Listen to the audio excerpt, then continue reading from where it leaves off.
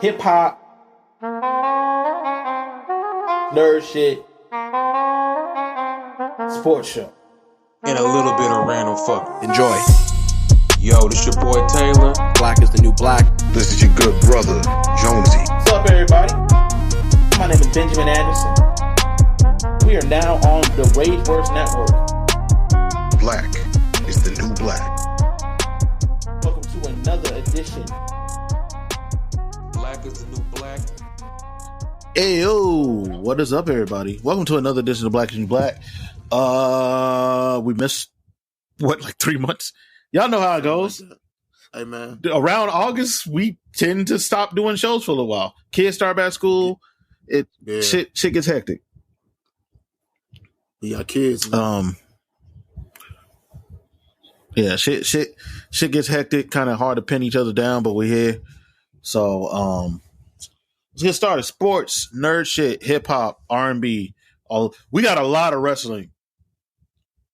A lot of wrestling to get to. At some two point, we major do cards. A dedicated podcast to wrestling, but we'll get there when we get there. Shit, this more than half of this is probably going to be wrestling. So we'll see. So let's go ahead and start with sports. College football and NFL season just started. Football is back, baby. Best time of the year. Not going to go into like super because it's week one for football. Week one ain't even over.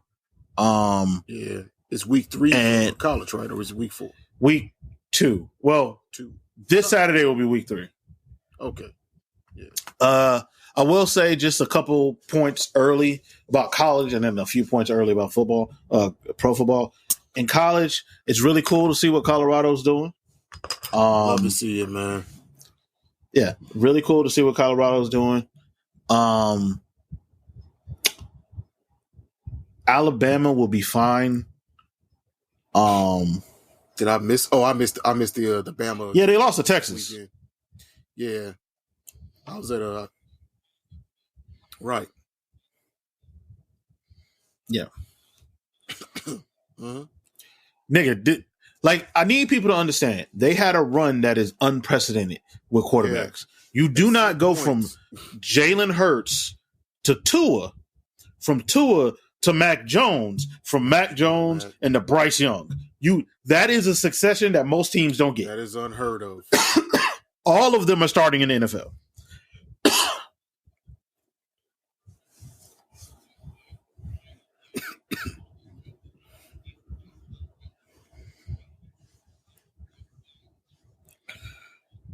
Yeah.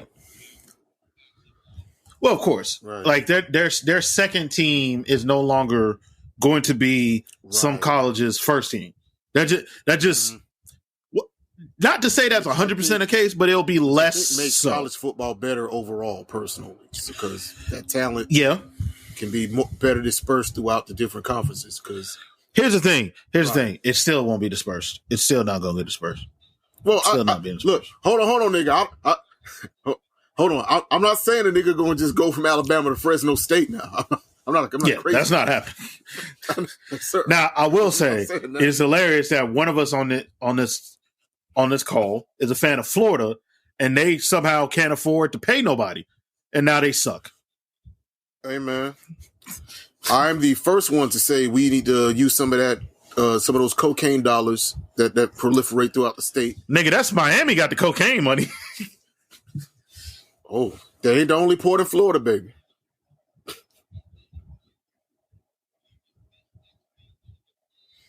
We ain't got it. So now y'all stuck with Graham Mertz. Y'all are stuck with Graham Mertz. Yep. And y'all look down the street. Florida State might be the best team in the country. Down the street, Florida State might be the best team in the country. Right around the corner, it's looking like Miami's back. And meanwhile, y'all are trying out Graham Mertz. I hate them. I hate Florida State. As anyone who's ever listened to our podcast knows, I'm a Florida Gator fan.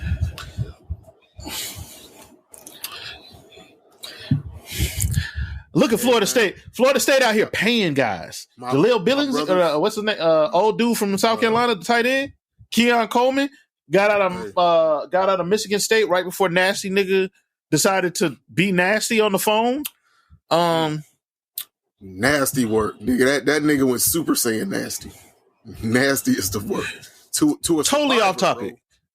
Have y'all ever like looked in your like glanced in your closet and forgot y'all had something? I did not know I had yes, the Ben, this is Jordan the North Carolina Tar Heel Jordan 1s. I forgot I had those. Like they're in the back of my closet in the corner, and I just glanced over and I was like, "Oh, I have those." Like, I'm not big on J's, but I've always liked those. I literally got my first pair of Jordans earlier this year, as Ben can attest to, because I asked him about their authenticity. Because I don't know shit about Jordans. Yeah, I have those Carolina ones. I like them. For the amount of Jordans I have, I like rotate like 4. But anyway, Florida not running the bag. Y'all know I'm the first nigga to be like, pay these kids their money. Here's the thing: if you're a Florida program like Florida, we know you've been running the money for years under the table. Just look, this should make it easier. Like it's literally easier to do what niggas have always been doing. Before we move on from college, yeah. So Clemson. Talk about Shador yeah. Yeah. Y'all got blown out by Duke. Yes. Yo, my uncle drove up to watch that game live. I ain't seen him yet. Charleston Southern had y'all gasping for air. Had them niggas in the lion tamer. They got that pinky on the bottom rope.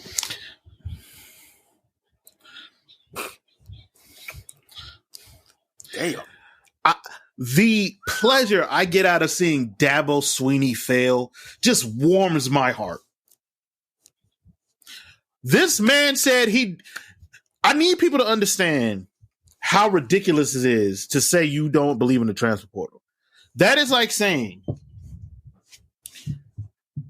NFL creates free agency. You as a coach are like, I don't agree with free agency, therefore I will never sign a free agent. Do you know how fucking stupid that is? That's insanely dumb.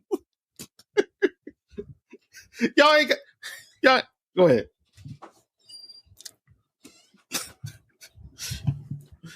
Y'all don't got no wide receivers, which, by the way, I don't understand how they don't have wide receivers. I don't understand how that recruiting slipped like that.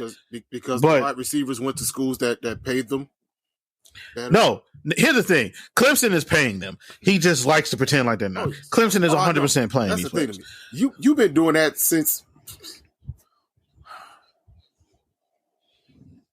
Yeah.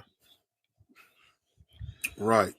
But the problem Clemson has, one, is they also had a crazy succession. They went from nasty nigga number 1 to Trevor Lawrence. You went from two generational college quarterbacks. And then DJU was supposed to be generational, but then you saw, they didn't recruit no wide receivers, or they missed on all their wide receiver recruits. And they're running I remember they were talking to Trevor Lawrence before he got to the pros, and he made a point that they don't really run plays, or they don't call plays. Like, they call a number, and that number is where you go. They haven't advanced that offense at all. And Deshaun Watson and Trevor Lawrence can make you look spectacular. But then you saw when they ran up against teams like the Bama team that Watson lost to, or the Ohio State team that Trevor Lawrence ended up losing to, or the LSU team, which was full of just all the NFL players. You saw the limits of that offense. Dabo is not a good coach. Dabo just had a talent advantage. And Brent Venables is a hell of a coach. He coached. He's a hell of a defensive coach. I think the amount he used to blitz was goofy, and it got his ass cut up by LSU. But he is a hell of a coach. I don't think Dabo's that good a coach. I can't wait till he gets fired. I revel in Dabo losing. They might. They just might. They play next week or the week after. Okay. Yeah. Yeah, week 4, because there's no really big games in week 3. Yeah. Yeah. I fully expect Florida State to beat the shit out. Y'all lost to Duke. 27-7 to Duke. And I think Duke has a nice little quarterback, but it's still Duke. It's still Duke. You lost to Duke. you can lose to Duke because Duke ain't like the laughingstock you used to be. You can't get beat up by Duke. You can't lose.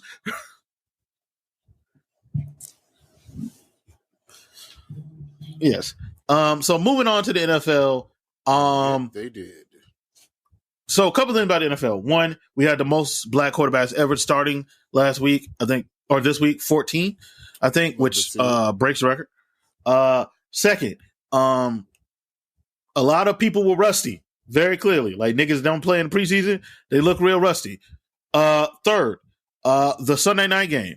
I just want to say this on the air. The Cowboys had the Giants with the pillow in their mouth, gripping the sheets. Swallowing them. That was terrible.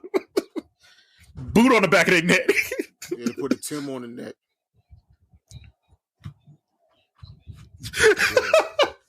Yes. Tim went on the back of the neck. They hear the surfing pose. They was wilding, man.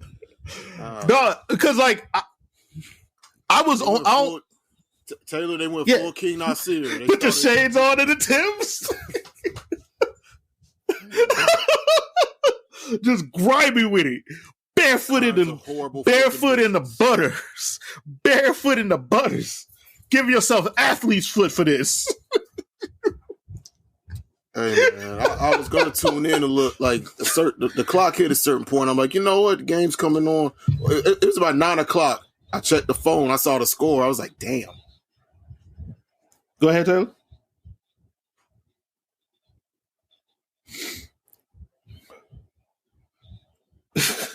I was watching it, but I was also like elevated, like I was pretty high. Yeah, I was doing other shit, and I looked and like I looked at the box score, and I was like, damn, because I wasn't paying attention. I was like, damn, they up 24-0, and now look, Dak had only thrown for like 70 yards. I'm like, what the fuck going on? How you let the defense score all these goddamn points on you? Hey, the offense didn't even have to do anything.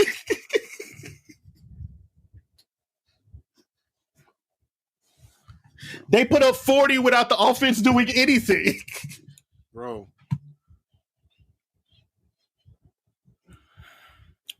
Also, I don't think Daniel Jones is good. That defensive line, dog. Michael Parsons is one of the ones, dog. That motherfucker's so fast. Like there was multiple. He's not even blitzing. Like he's just pass rushing. But like before the offensive lineman can get out of his stance, they are side by side.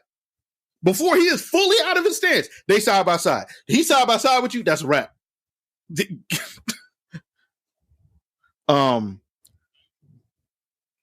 But y'all paid Daniel Jones $40 million for that. Good luck. Funny enough, all the quarterbacks that got big money played like bad yesterday, but I don't think any of them played in the preseason. So,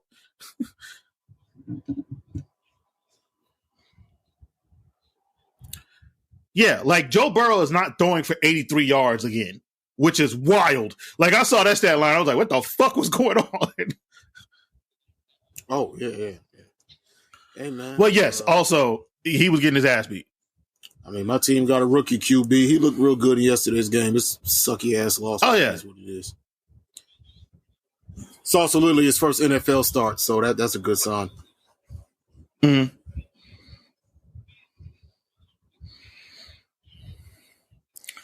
Deshaun Watson threw one of the worst interceptions I've ever seen in my life. He threw it into someone's chest. He rolled out. The receiver. Go ahead.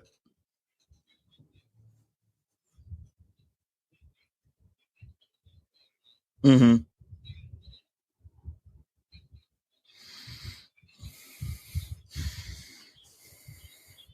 He was trying.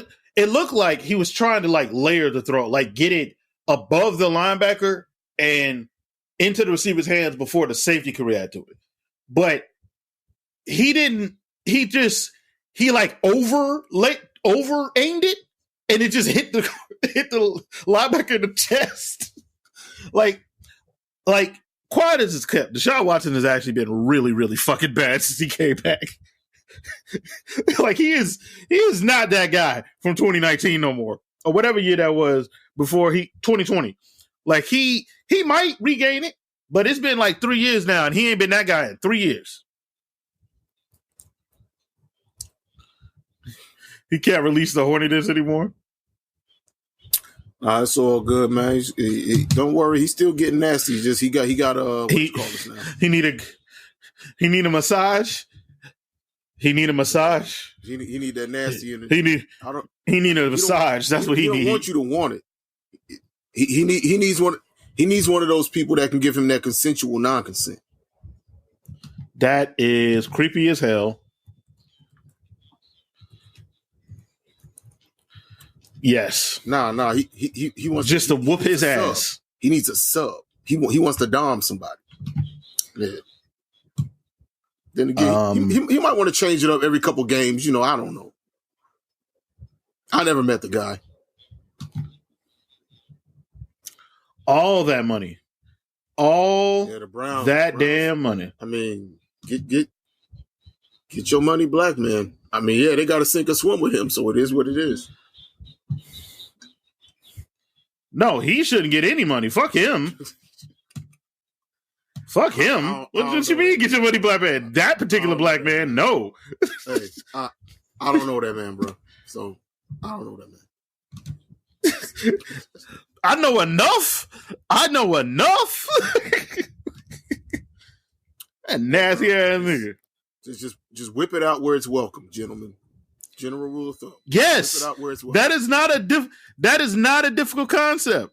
Where is it welcome? Whip it out there. Hey man, well, you've been whipping it out like a guy like him has been whipping it out since like probably 9th grade of high school. In his mind, there's no one that don't want to see it.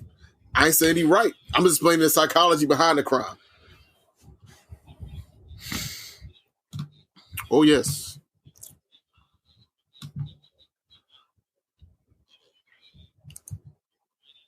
Yeah.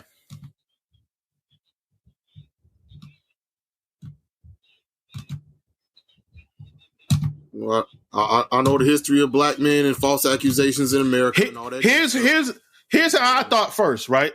Because he had just requested his trade from the Texans. I was like, okay, they're trying to slander this man, right? Yeah. And then it was like more and more and more and more. Started to be like, oh, never mind.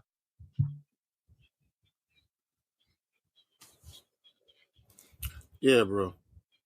But here's my thing. I think it still was a smear campaign, like not on some conspiracy Hotep brother shit, but like for real, the organizations know who they employ.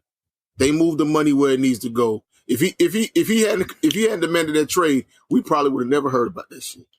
I'm 100% sure we would have heard about it.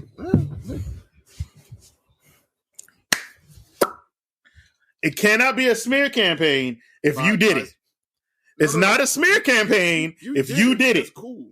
I mean, hey, I'm not. Hey, here's what I'm saying. Somebody higher up than him made sure that things don't. These people got handlers, and these organizations they all got their own Olivia Popes and shit, bro.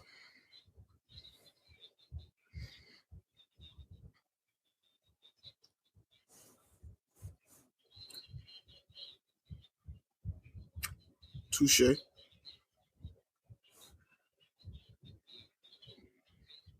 Yes, this sped it up. That's what it is. This sped it up because he would have got. I'm not saying it wouldn't have happened, but it's interesting the timing in which suddenly whatever was keeping people quiet just conveniently disappeared at this time. He's having a big public dispute with the organization. Well, hey.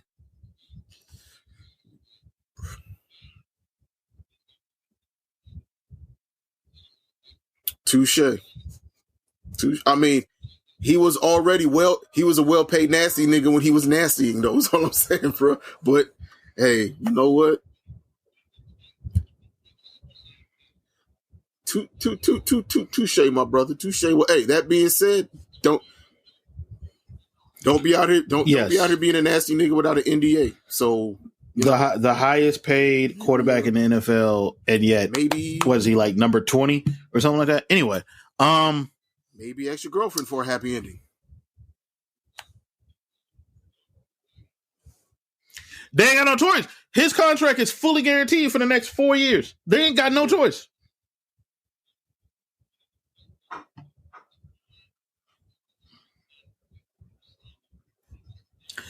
Here's the thing. If I understand the gamble, because they're like, if we get 2020 Deshaun Watson, which they haven't got, but if we get 2020 Deshaun Watson and we win a Super Bowl, ain't nobody gonna be talking about that. Ben Roethlisberger was raped. Ben Roethlisberger was sexually assaulting women in bathrooms. True. Speaking of terrible people, Jason Whitlock and Brett Favre have an NFL show. So I bet they do. Warren Sapp is also on it for some reason. Sadly, I thought better of Brett Favre, but why? He stole from poor people. Yes. So you mean he also sent unwanted meat mail. He also sent unwanted meat mail that one time. You mean he's a wealthy white male since the year 300 BC, nigga? Like, I'm not saying it's an excuse. Here's the thing. I'm not raising Brett Favre up. I just didn't think he was as bad as so low as to hang out with Jason Whitlock. Drug addicted, not the drug addicted thief who is very clearly a racist. Oh no.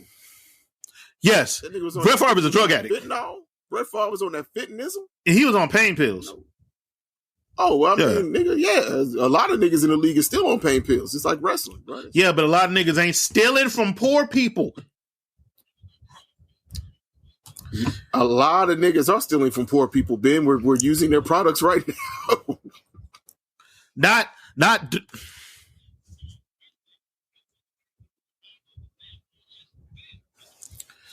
I mean, hey, bro. He's also like he's also consistent in my moral outrages, and there's too many people to be mad at, bro. So he's I'm not mad.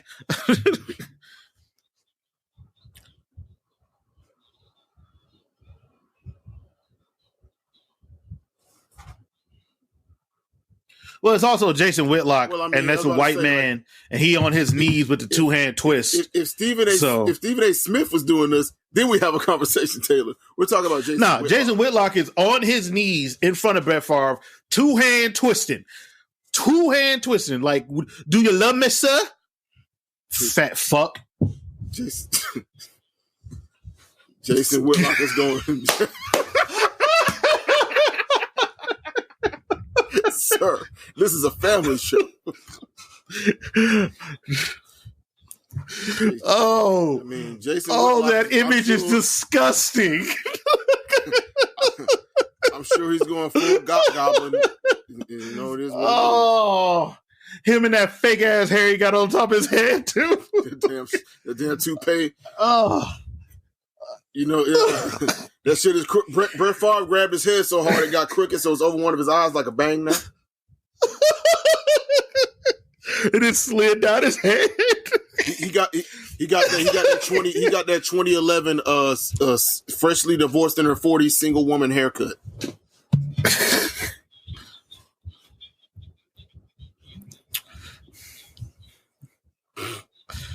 Talking about, do you love me now, sir? You love me now, sir? But yeah, that's basically it for sports. Yeah, that's it for sports. Bro, we ain't gonna talk more about how monumental was. I mean, I think we buried the lead on the Colorado situation. These niggas have just broken last year's entire record in their first two games. Okay, yeah. No, we can talk about it a little bit. Shador broke the quarterback record. Yeah, he's gonna have the greatest season of any Colorado quarterback ever. Yeah.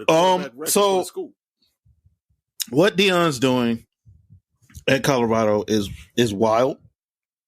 For them to make this kind of turnaround this quickly with something like 50 plus new players. I think they only got like 3 guys that were on the team last year. For them to be as good as they are now, it's crazy. Even with the game last week, as I thought, Nebraska was playing the nastiest of football, the most unappealing of football. But they also were incredibly unserious and fucked themselves over a bunch of times. So this incredibly unserious football team. Also, just side note, how bad do the backups have to be for them to keep playing Jeff Sims? Like how bad? This nigga on consecutive drives, fumbled, interception, fumble.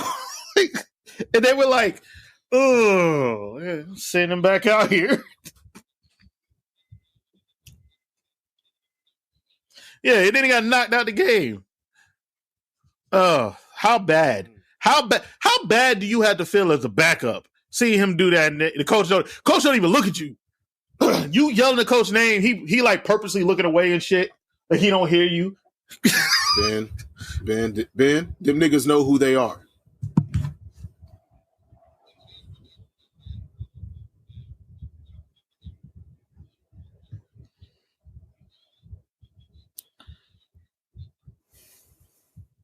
Who, Mel? Oh yeah, Mel Tucker was their coach.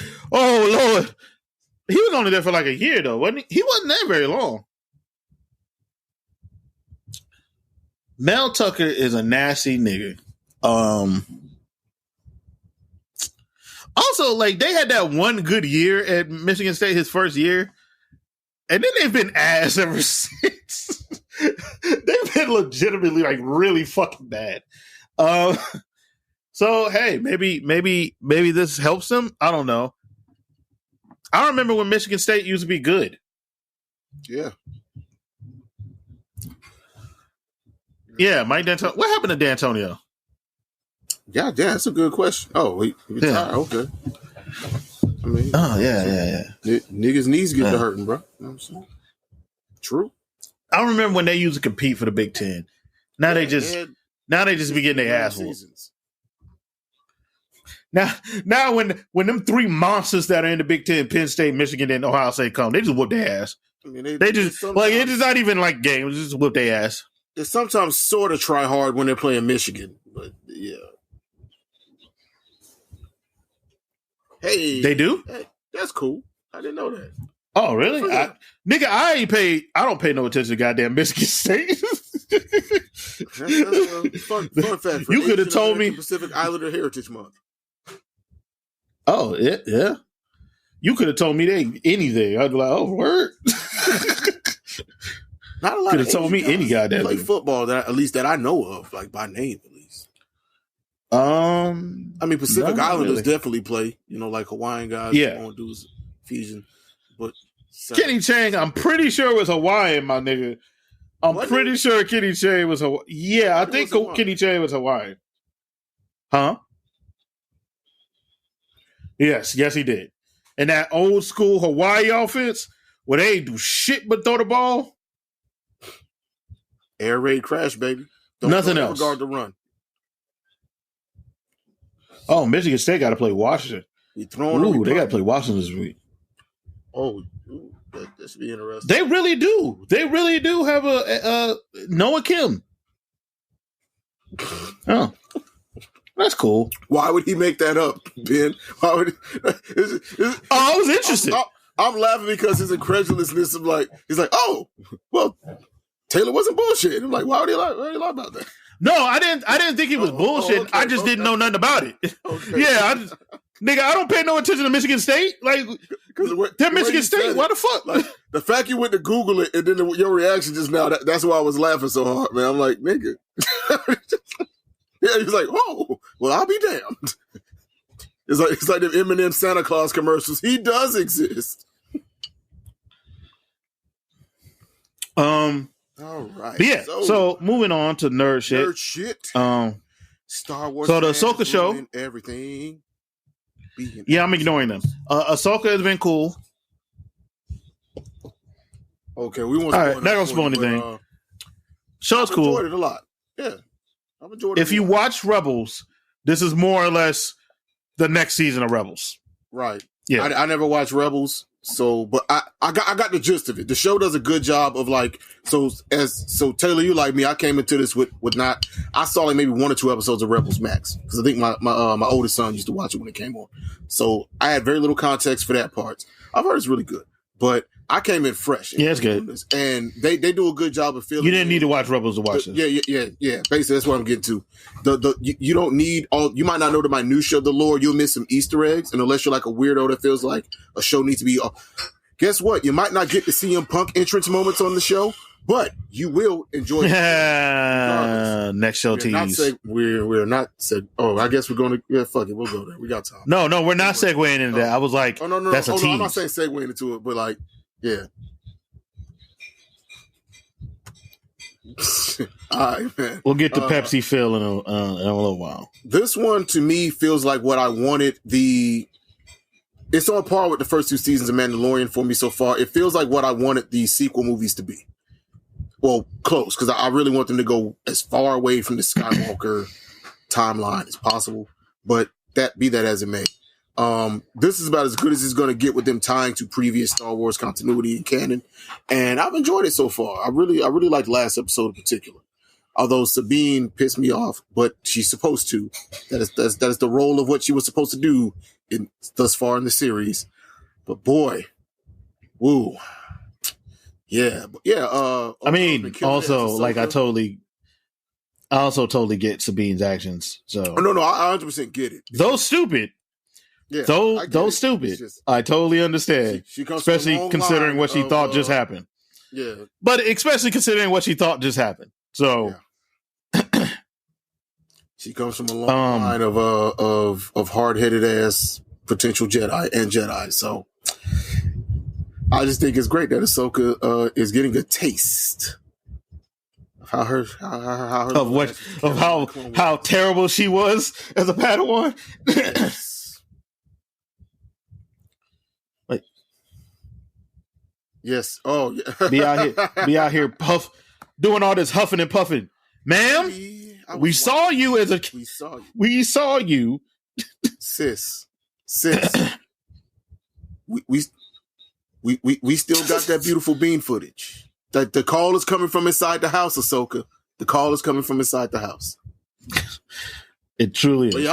But yeah, I'll fuck with it. Mad about. I mean, if you hate cool things, fine. Like Star Wars fans hate Star Wars. Yeah. We're not going to get too deep into arguing with invisible fans because they ain't here right now. But like, my thing is, nigga, It is a sci-fi fantasy franchise about space ninja kung fu monks. That's literally a formula for really cool things to happen. I don't even need all the physics to make sense because they worked around that by introducing the Force, nigga. It's okay. Like, you can do all things through the Force. A sufficiently powerful enough Force user should be able to move stars and shit around. I'd accept that. I would not be upset by that. I'm pretty sure that's a thing. I know, right? I feel like it is, Ben. We've read a bunch of EU stuff, all of us, and like I'm sure at some point someone's done a feat that ridiculous. I'd be shocked if something on that scale hasn't been done. Nigga, the Yuzan Vong.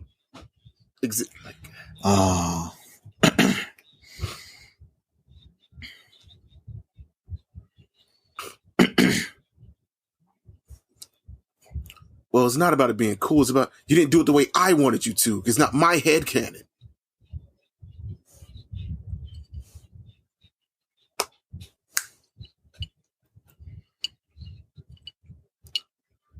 But Taylor, all the things have to be for me.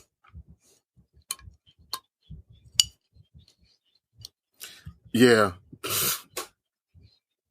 You have right. Right. I don't need the things I love to be. I can complain. What's the term? Look, I don't need my fandom to be validated with a TV show or a movie, so I can be like, "See, guys, I'm cool because I like cool things, and now you like this thing I like, and now you have to accept me. My identity isn't tied into my hobbies."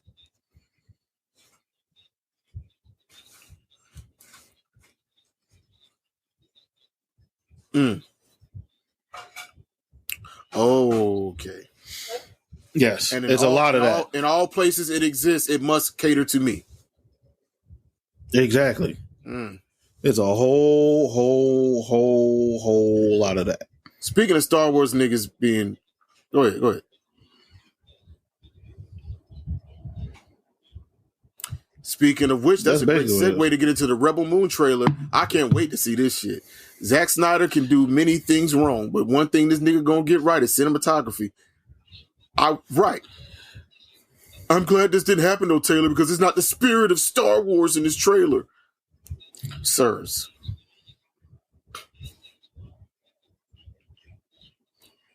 Yes.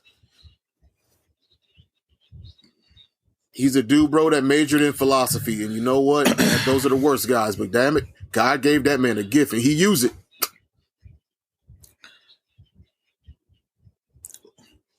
What movie?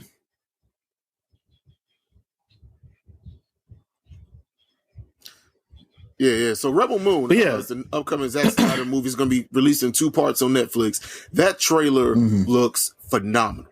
It looks like these sci-fi space opera fantasy shit that it literally looks like shit I have dreamed about.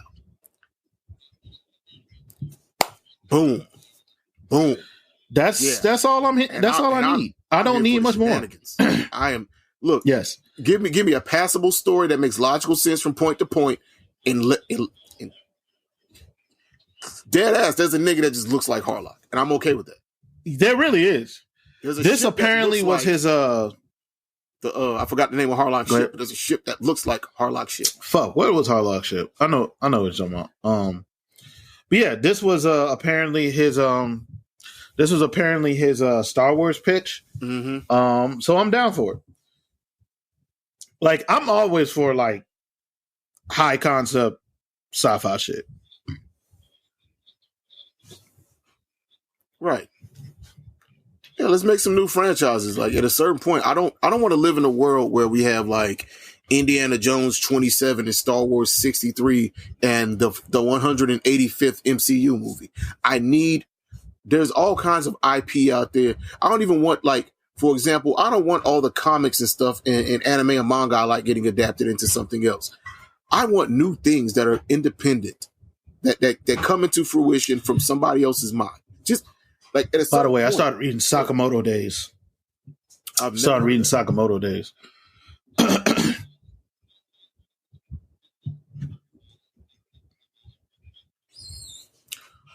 Yes, it's pretty dope. Give me the elevator pitch. Man used to be a hitman for the Yakuza. Okay.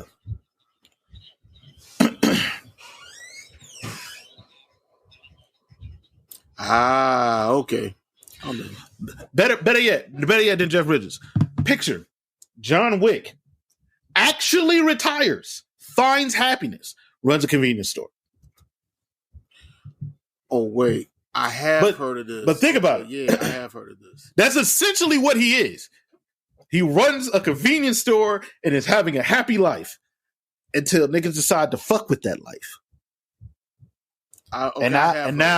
Now it's basically John Wick owns a convenience store. Didn't Super Eye Patch Wolf talk about this series on one of his favorite things videos? I don't remember. He probably did. Because that's the one, or it might have been him, or it might have been Bonsai Pop that talked about Sakamoto Days. But yeah, okay, that's why the name sounds familiar. Yeah, I'm gonna have to add that to my list on my manga app.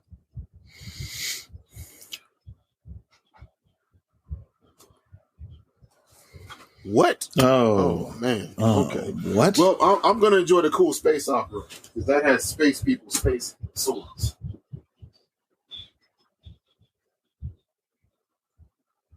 Oh God, I can 100% wait to watch that. So we got a Castlevania Nocturna trailer. Nocturne. Yes. Nocturne trailer. Nocturne. Yeah. Nocturne trailer. This is Richter Belmont. This is their great grandson. Great I watched grandson. a video on the lore of Castlevania one time. This one was like 16 hours long. There's a lot of Belmont. Yes. And then we get to like the time travel stuff. Yeah, these do like 20 these shows very loosely follow animated show the games, like because the first seasons were Symphony of the Night, loosely Symphony of the Night. Yeah, I forgot what this one is supposed to be. I don't remember which game. I forgot what this one's supposed to be. What's fucking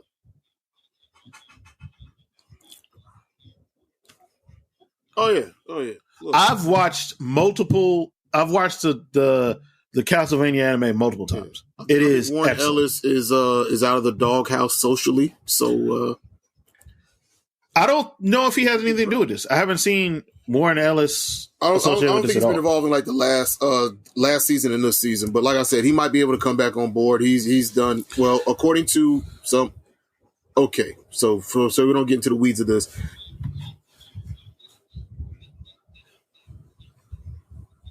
Okay. Well, you know, based I don't think he's really the vibe was still there. Well, you could tell very much in season 1 and 2 that this was, you know, his fingerprints was heavily on it.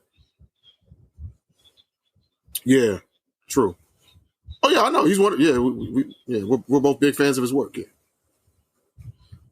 but I get what you're saying. It's like the Rick and Morty situation where they don't need Justin Roiland to keep the coke moving, so to speak.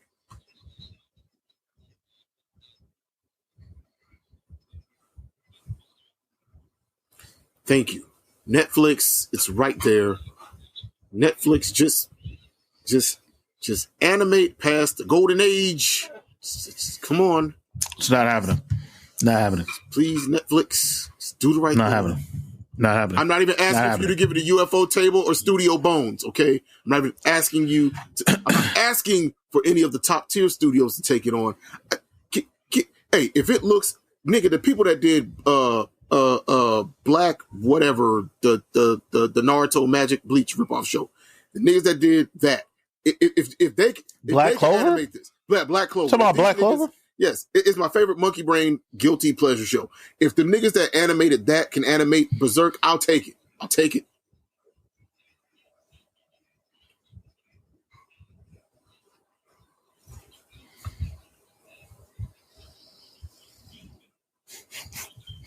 Yeah, animate the rest of it. True. Yes. So moving on, and get some real sound designers. Go holler at the niggas that did the sound design on Cannon Busters and the other shows by LaShawn, because his sound design, whoever he got on sound design, them niggas be on point. Because the sound of Guts Sword. I know y'all told me not to waste my time, but I actually went and tried to watch a little bit of like. Sounds like two Berserk pans banging together. Nigga, how dare you make the Dragon Slayer sound like? Boy, that sound like a damn. It sounds like some sound effects from a. Why did it sound hollow? Why did it sound hollow? Because they banged the frying pan against something in the studio, Ben. Why would that be the sound that you would think a giant piece of metal would make? Because I had a frying pan already and didn't have to buy anything else. Because like the way it's described, it's not even really described as a sword. They make a huge point of it more or less. It's a big slab of metal. This motherfucker's carrying a giant block of metal.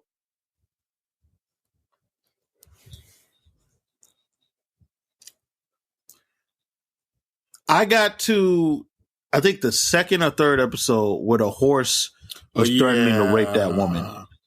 And I was like, because I remember reading that. I remember reading it and being like, huh, that's weird. And then I saw it and I was like, oh, this is horrifying. No, it's a panel in the manga. It's the fucking 10 minutes in the goddamn, like, okay. All right, man. So moving on. I wanted to slide this in. If you haven't played Baldur's Gate 3, play it. Oh, I don't know why. It's great. You won't like it. It's turn-based. Oh. It's turn-based, Taylor. You won't like it. Because you're a fucking child. You don't like turn-based games? You don't like turn-based RPGs? Why? This nigga won't play Persona because it's a turn-based. But wait, does Persona use the active time-based system? No, it's straight up turn-based. Oh, it's straight up. Oh, Well, hey man, I can't even hold Taylor on that one. Niggas, Final Fantasy VII show. You were both children to do turn based. Nigga, you were both children. You were both children. All right, boss, you got it. I don't want to hear it. You were both children. They said no one cares.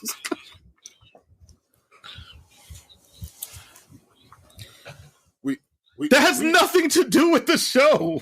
We are children, Taylor. We are children, Taylor. But this nigga won't watch Slice of Life.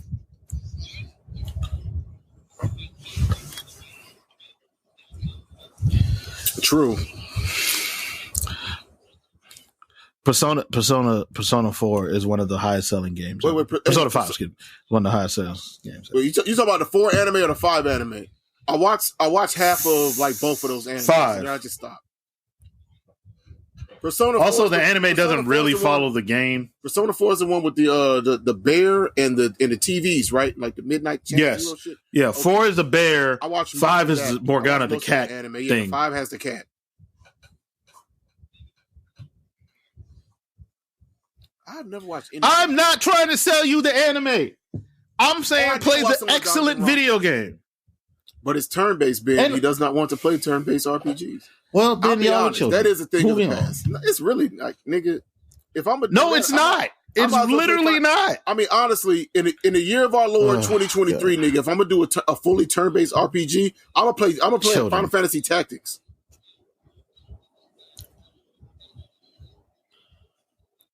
Nigga, I love real-time combat. I love the latest Final Fantasy. I thought the combat was excellent. Final Fantasy VII's combat, the remake's combat, I thought it was excellent. Turn, it's not primitive. I'm not going to do this because you're about to make me be a real big nerd right now. It is primitive. You're about to make me be a real big nerd right now. How would it be primitive? How would it be primitive? Because the industry has clearly moved beyond it and come up with functional active. No, they haven't moved. So first off, Baldur's Gate isn't turn-based in the sense that he hits me, I hit him. You get a turn, you get to move across the board or whatever. It plays like the tabletop game. Dungeons and Dragons. Two. I ain't gonna go Persona's combat is not primitive unless you don't play well-made RPGs, which, hey guys, I'm just saying. Hey, I'll be honest with you. I have not played a RPG since I own shit. It's been a while, but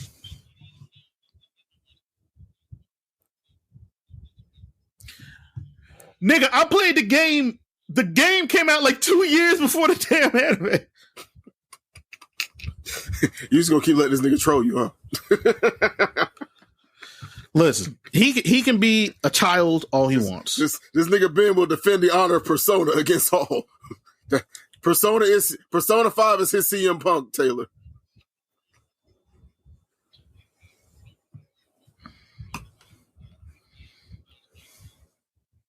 Really? They're not. That's why I was like, yo, that's not what you should base that on. That are actively based on games that I've enjoyed. Oh, no. The Nier Automata anime. It's really good. Oh, bro. Oh, well, yeah. Yo, I have something that I'm going to give you that. I'm not going to bring this up.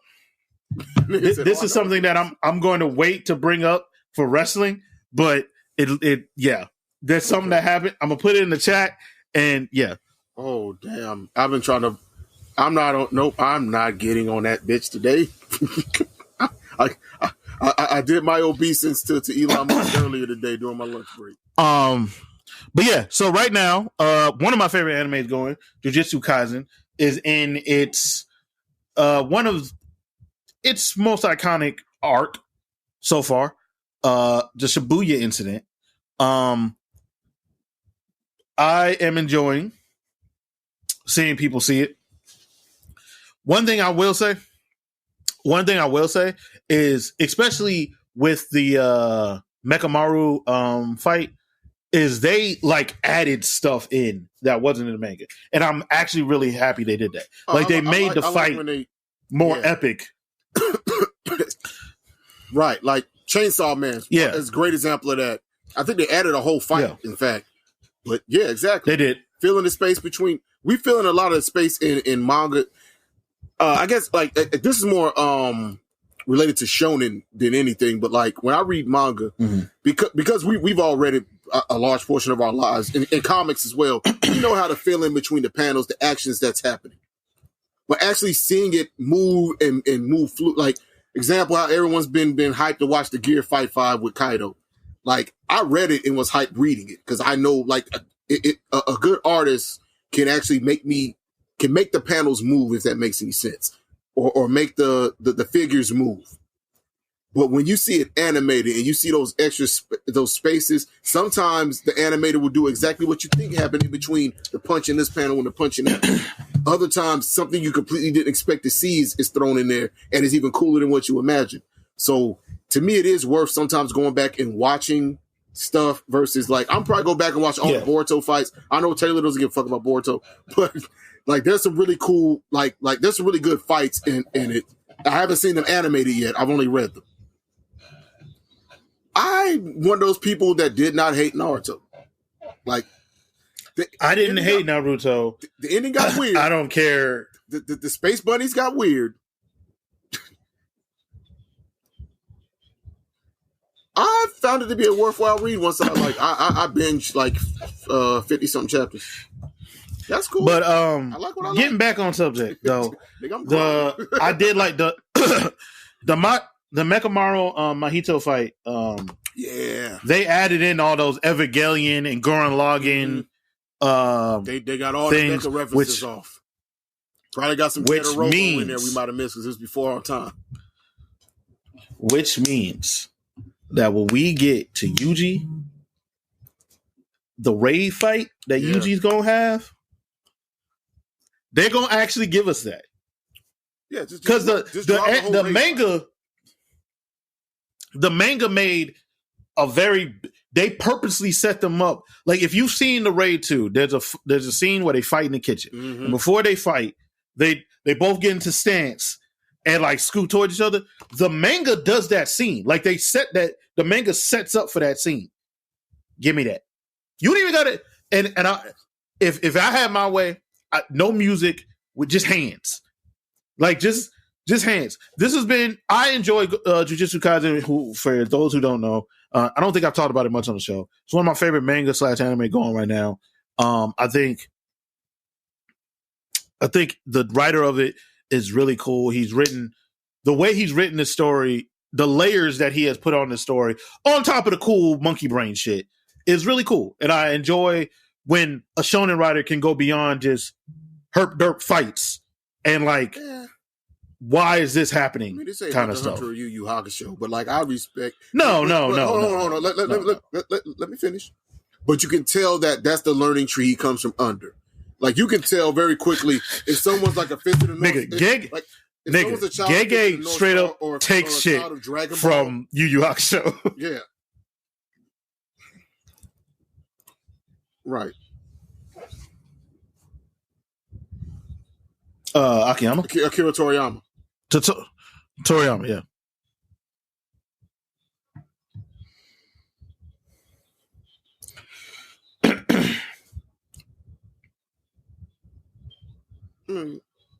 Yeah. And before like before Toriyama, you know, he was a child of the guy that did Fist of the North Star. Yeah. Fist, and I guess the great uncle would also be. What's the? Y'all know what I'm about to. JoJo. Yeah. Yeah.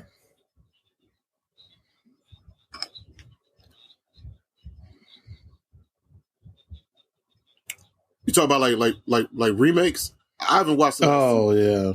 The remake series that came out like when we were like college age, I thought was pretty damn good. The 3 OVAs they did. Oh, okay. Oh, yeah, they did do that. I didn't watch that, bro. I saw the CG and I bounced. I didn't really watch that. I saw the CG. And the Trigun show is movie quality, like Lupin movie quality CGI. So if I know y'all were like, yeah, I saw that. It's also closer to the manga. I gotta finish it, but it's really good. Like it looks great the whole time. It's very consistent. As far as like, if you're gonna do a show in CGI, it needs to look like that, or don't do it at all.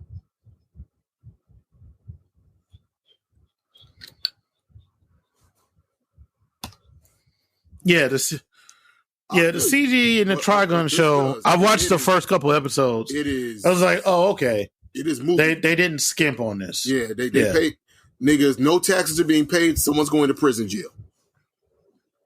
Yeah. And the last thing, UFO table. The last thing, is we got the One Piece, Ufotable. Yeah. Oh, okay. I thought I was saying you said UFO. You said UFO table. Yeah, I said UFO table. You know why? Because there was a YouTuber that kept saying it that way. And I'm like, well, damn, I must be saying it wrong. I never heard it said out loud before. I used to say ufotable too. Nah, nigga, that shit is ufotable. So it is ufotable. Okay. So we had it right. Yeah. The more you know, kids. Yeah. And then finally.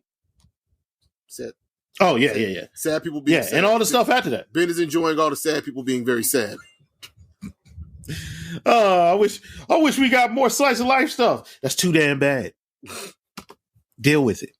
You might see some life also sliced up, nigga. Also, I love how who's doing this? Ufotable? Ufotable's doing this? Is it? No, it's not Ufotable. It's Studio Mappa. Yeah, Mappa. I love with this intro that Mappa is like telling you the people that are getting murked. Like if you watch the opening intro shit, it's telling you who's getting murked. Like they have all sorts of illusions in the opening, like the opening for the show. Like there's all sorts of illusions to what happens to these people. Anyway, moving on. We got the One Piece live action.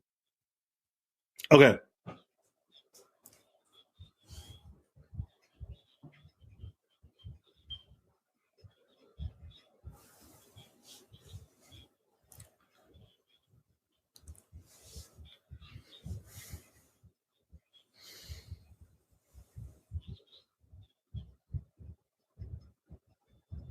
What Mappa? Yeah.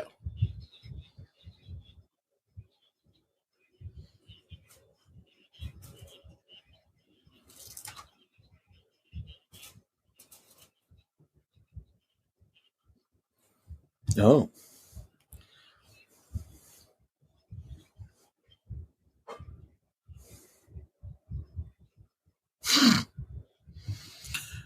One Piece live action anime or live action show. I enjoyed it. I had no problems with it. Yeah, it's not bad. It's not bad at all.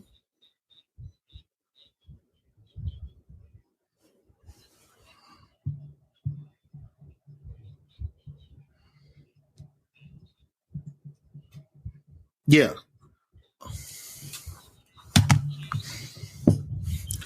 Oh, that season 2 has already been confirmed. Season 2 has already been confirmed. So it's happening. Now, how far they get with these and what gets introduced and what doesn't, I'll be interested to see.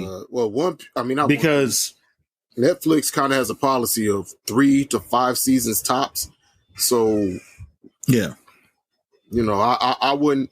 Anyone that's thinking that we're going to get like, hey, I don't even think we get to like Saudi or we're not getting to Wano. We might not even. We might. I don't know if we get the time skip. We might get the. Yeah, I don't think we get the time skip.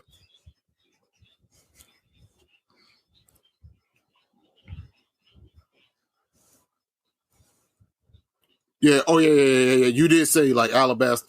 That would be probably a good place to stop if they're gonna stop.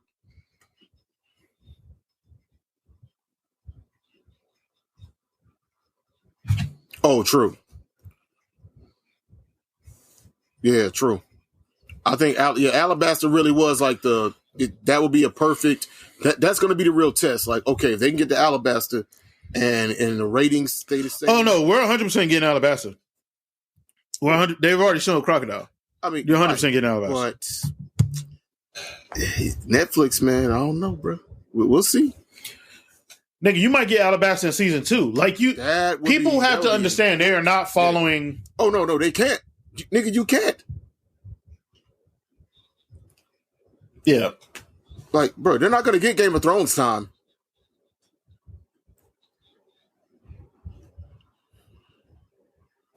And you know that's a good point because we'll see. They start the show off introducing what's his name, Mr. Seven. So like they've been teasing Baroque works through conversation. So we're probably gonna get Alabaster. I mean, but my thing is like, yo, like, you got to make Alabaster a season unto itself, and there's some spaces we got to fill between now and then. Not many, if you decide. So they did about things that we or you got for this. Here's the thing. Season. So it's possible. Yeah. I don't think season 2 is going to start like right after, because what would the arc be after the end of this? Because y'all know the arc. Isn't it Loguetown? Loguetown. Okay, it is Loguetown. Roguetown, Loguetown. I don't think they do Loguetown. I think they skip a bunch of shit. Gotta do Loguetown. You ain't no kinda. That shit might be an episode. Like I'm dead serious.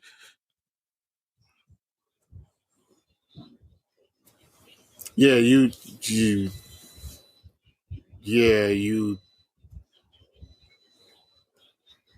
Mm-hmm. Yeah. They skipped a bunch of stuff. Some people was mad that Hachi wasn't one of the fishmen shown actively. I'm like, man, you can. How the fuck were they gonna do that, guys? Yeah, because they want to do as many practical effects as possible. You can work Hachi in later and still, hey, it's one line. Y'all pulled up on Arlong Park when I wasn't there, because I would have fucked y'all up. It's fine.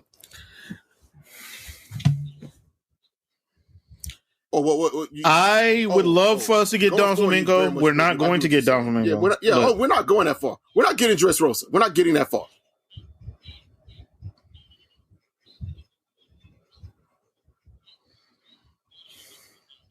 Oh, he does, but no, but we mean you're not gonna like get him. You'll see Dolphy. Yeah. You'll see Dolphy. You're probably not even doing hockey and shit in this show. No, they did hockey off the jump with what you call it? With Shanks. Shanks did hockey with the Sea Shanks. That's how they animated it. They animated his eyes shifting and stuff. Like it's not gonna look like the manga where like the weird color change to the skin and energy waves off people. Because Stacy was like, what the hell was that? I was like, oh, it's called hockey. It's a whole. She's like, okay.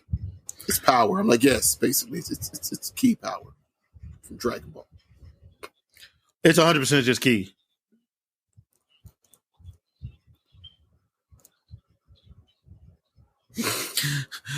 Random acts of terrorism, baby. I mean, was Alabasta terrorism when they were destabilizing a government that was compromised and taking over? Yes, you destabilize a government. I mean, but they're not legitimate. You destabilize a government. Crocodile wasn't a stable. Nigga, that's like us going to a Nicaraguan village and taking it back from drug dealers and fucking paramilitary people. Like, they ain't a recognized governing body. They just had guns.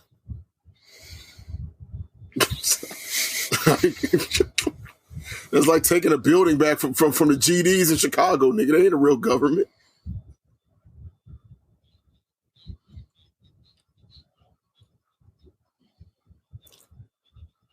I believe in a trance. I believe in a trance. So they got that chick. Yeah, that chick was supposed to be Crocodile. Might just so I wonder be a straight up woman. They might have, because they sex swapped one of the Black Cat pirates. It's not, but that character looks like Crocodile.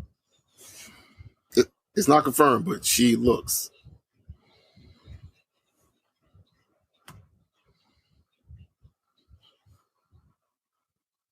Well, I mean, they did. They did show it. He might not ever introduce it into the manga. This might be something that he's like, oh, that was a cool fan theory.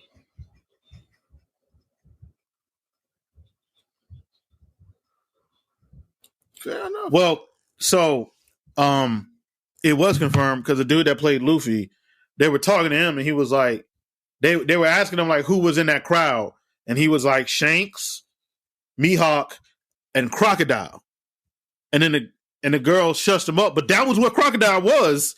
Like, I was wondering who she was. I'm like trying to think of her.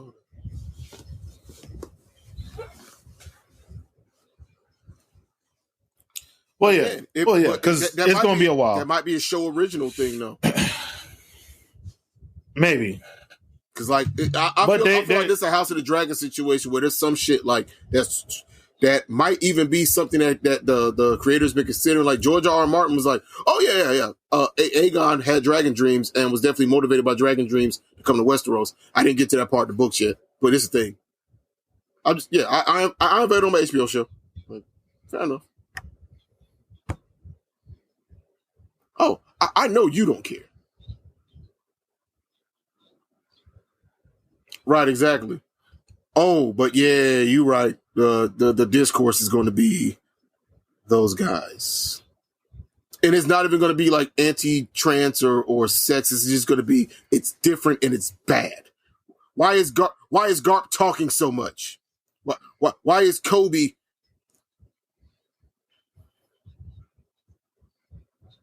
But like One Piece fans love Bon Clay. So again, I don't think we're going to like, nigga, Bon Clay is that nigga. Like, yo, he's fucking got the ridiculous outfit.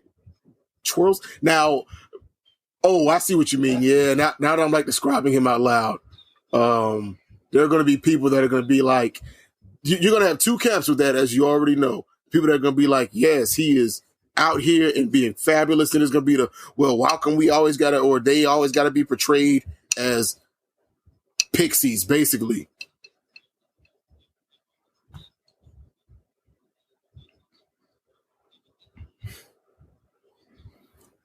My nigga, if Tim Curry is not cast as, I know he's an old man. Tim Curry is dead. Tim Curry's not dead. I thought Tim Curry was dead. You will not kill our legends on this show, sir. Tim Curry died. Dead? Oh, well, you doing that? You trying to kill Dr. Frankenfurter? This nigga tried to take. Yeah, I just saw how Tim Curry looks right now. He ain't doing that. This nigga tried to take out Pennywise. Oh, well. Yeah, no. Hey, bro, he can't do that. They can give him some of that. They can give him some of that. They can call the MCU's people and get some of that agent technology put on them, man. It's all good.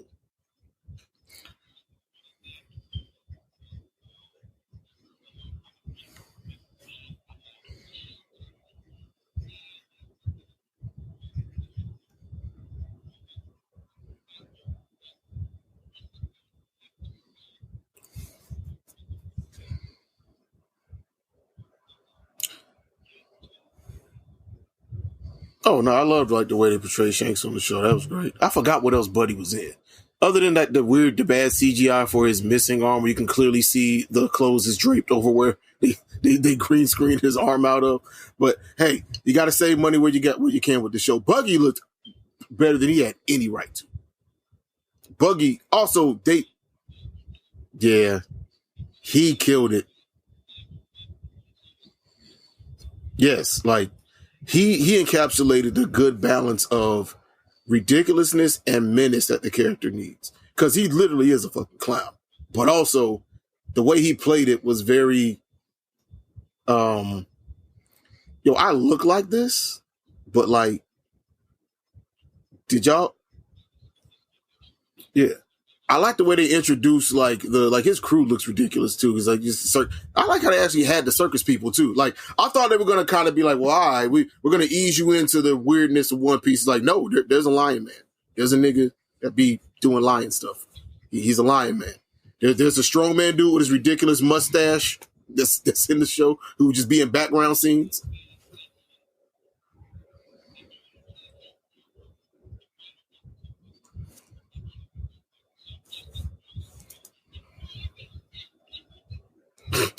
That nigga, bro. When I was watching with Stacy, and I was like, "Yeah." She's like, "Why are you so excited? What happened? What did I miss?"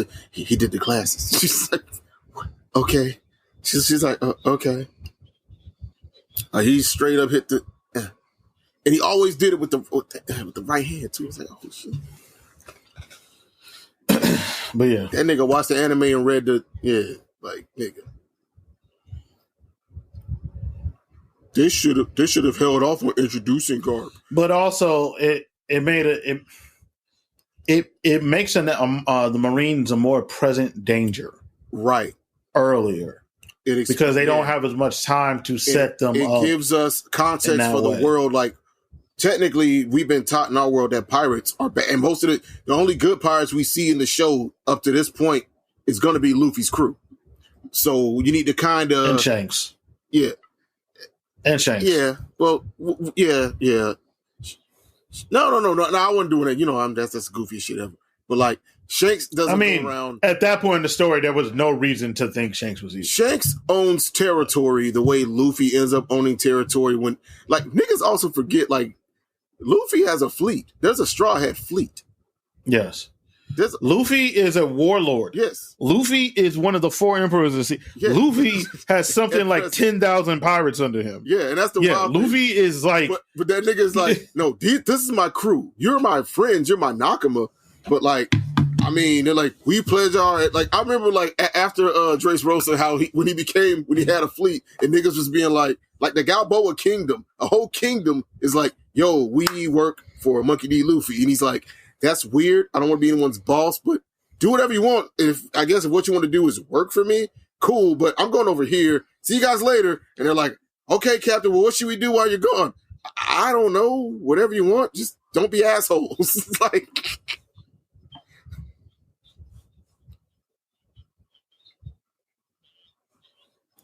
right. Like, and Kiki Man. But the wild thing is, them other niggas are bad niggas in their own right. So like these niggas is badass niggas in their own right. So it's like, that's why yeah.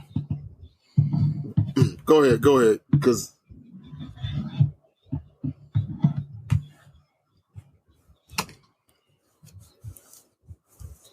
if we can just stop at if we can make it to Marineford,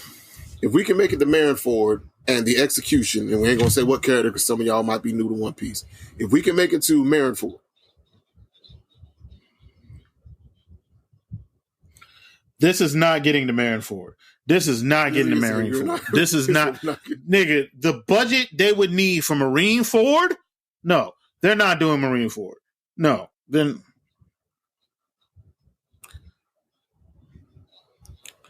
You can see how you do anything with Whitebeard. Yeah. You can CGI. I mean, well, one, he's never gonna look like Whitebeard because, like in the manga, Whitebeard is confirmed to be 20 feet tall.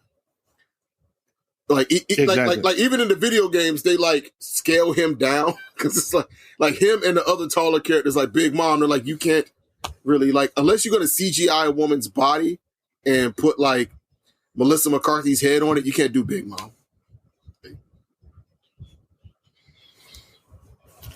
I'm just saying, bro. I was thinking of a Rebel Wilson, Adele. This is Big Mom. Nah. Nigga, we're not even getting no goddamn we're not getting Sakazuki. We're not getting none of that. We might see the other admirals like messing up pirates. You might see the admirals. They're gonna kill lesser pirates that are gonna be unnamed. It'd be cool if the show could like include Douglas. Nigga, you're not getting Ace. Well, no, you'll get Ace. I think you'll get Ace. Somebody gonna be cast as Ace.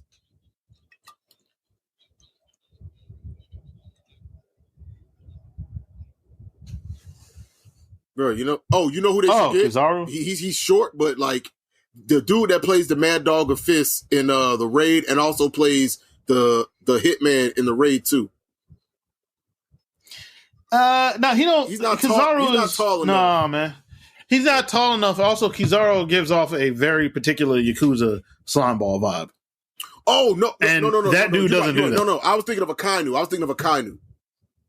You're right. Akainu. Yeah, right. He should have played Kizaru. You're right. You're 100% right on that. I always get those two names confused. If you said Borsalino, I would have known. Yeah, you need Kizaru to be tall and Yakuza slime ball. Yes, you need him to be tall and Kizaru Yakuza slime ball. 100% like that. I'm kind of upset that the Yakuza games have not like included his character as like a bonus boss fight. Just you literally fight Admiral Kizaru because I mean Taylor. Have you seen the Yakuza games? They're already ridiculous. They'll find a way. They'll make it work. The New Japan wrestlers are in them all the time. What? Oh yeah, they are. Wasn't Okada in one? Yes. Okay. this guy's not tall enough to be Kizaru, but you know who would actually who looks the part? If we can just make him like 6'4", your boy Yoshinobu Kanemaru from New Japan, because his whole character basically is, I am a Yakuza boss who spits Suntory whiskey in people's faces. Ooh, I know you. I can't remember his name. I know who you're talking about.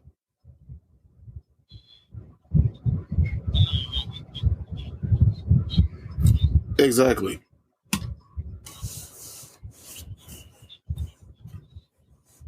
And it's good. I mean, I enjoyed the Cowboy Bebop show more than most, at least most anime fans. A lot of niggas hate that shit though, bro. Yeah, we talked about it. I was like, when we were seeing the reactions, we were like, I mean, I don't want it to be. Now, like some of the stuff, they made Vicious into a simp. I'm like, grow up. Like, if you want to judge some of the costuming and the wigs, yes, let's have a conversation about technical problems. Exactly. Vicious was not a character. Vicious was yourself. He was your self-insert. You didn't like it.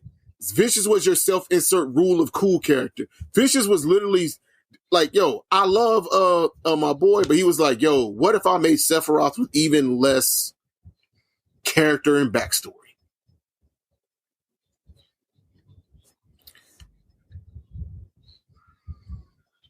Spike. We saw him, but he killed the rest of the dragons. He still did it in the show. And it was actually cooler because he didn't have a bunch of gunmen do it. He just did it himself in the show. But in the show, he did it for Julia, and then he's a simp. Like, oh, okay, y'all got it.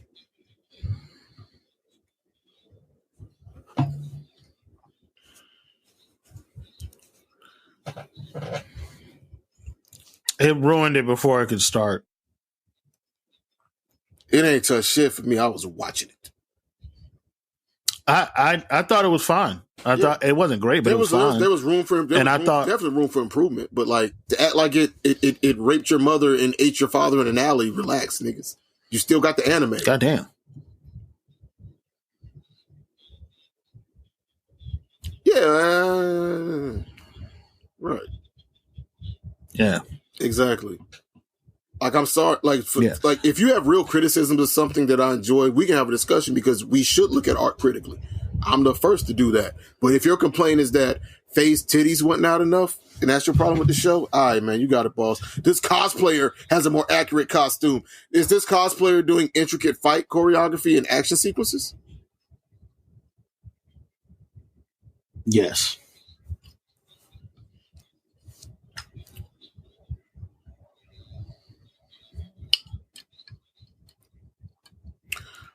I didn't even like that, but I had my reasons. But I also understood why some people liked some of the things they saw in it.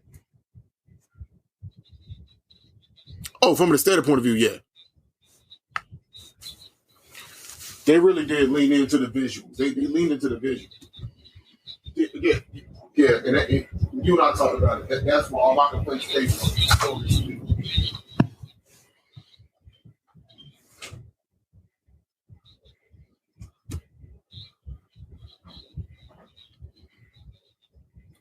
Yeah, that's just don't. It could have been live action. It just that Scarlett Johansson as the Major is. And apparently, like, the Japanese market did not care. They were actually happy, but that goes to do with that conversation that we often have amongst ourselves where we say we let them work that out, and we know what we mean by that.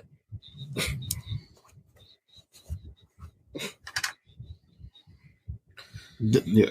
To me, it just misses the point of, like, do you realize how anti-Western, like, that, a lot of anime is super political, and if you don't know the history of Japan, you won't catch those references. Just like when me and you talk about how we kind of got to parse what Chinese anime we watch, because it's like, oh, there they go sliding that shit in there again. And it's just, I was enjoying the cool fight scenes or the dope character interactions here, like. I don't know. How much of Hitori Noshida have you seen? Okay.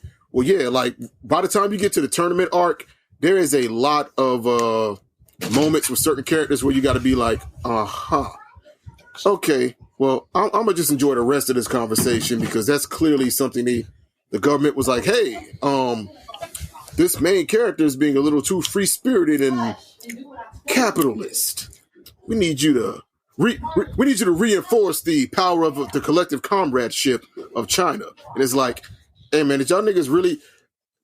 It's kind of like how when we saw cartoons as a kid, they had to like, but you gotta put like Sonic the Hedgehog is teaching you to brush your teeth. It's kind of like there's moments where this nigga goes from doing cool karate, kung fu, powerful shit to being like, and it is only upon the shoulders of the ancestors and the collective strength of China that I was able to summon the strength to be. I'm like, okay, nigga, yeah, it's the power of the midi.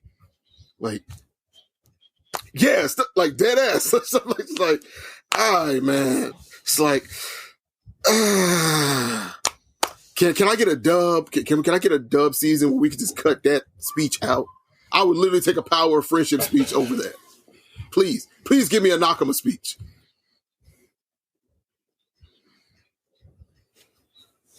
Right, like, yeah.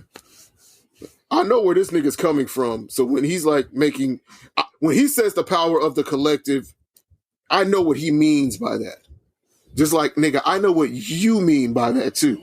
And it is not the same, sir. It is not the same.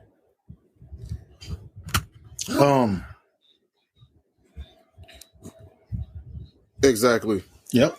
All right. So let's get into this next wrestling. AEW All In, All Out. The second All In show ever. All right. So go ahead, man. Go ahead.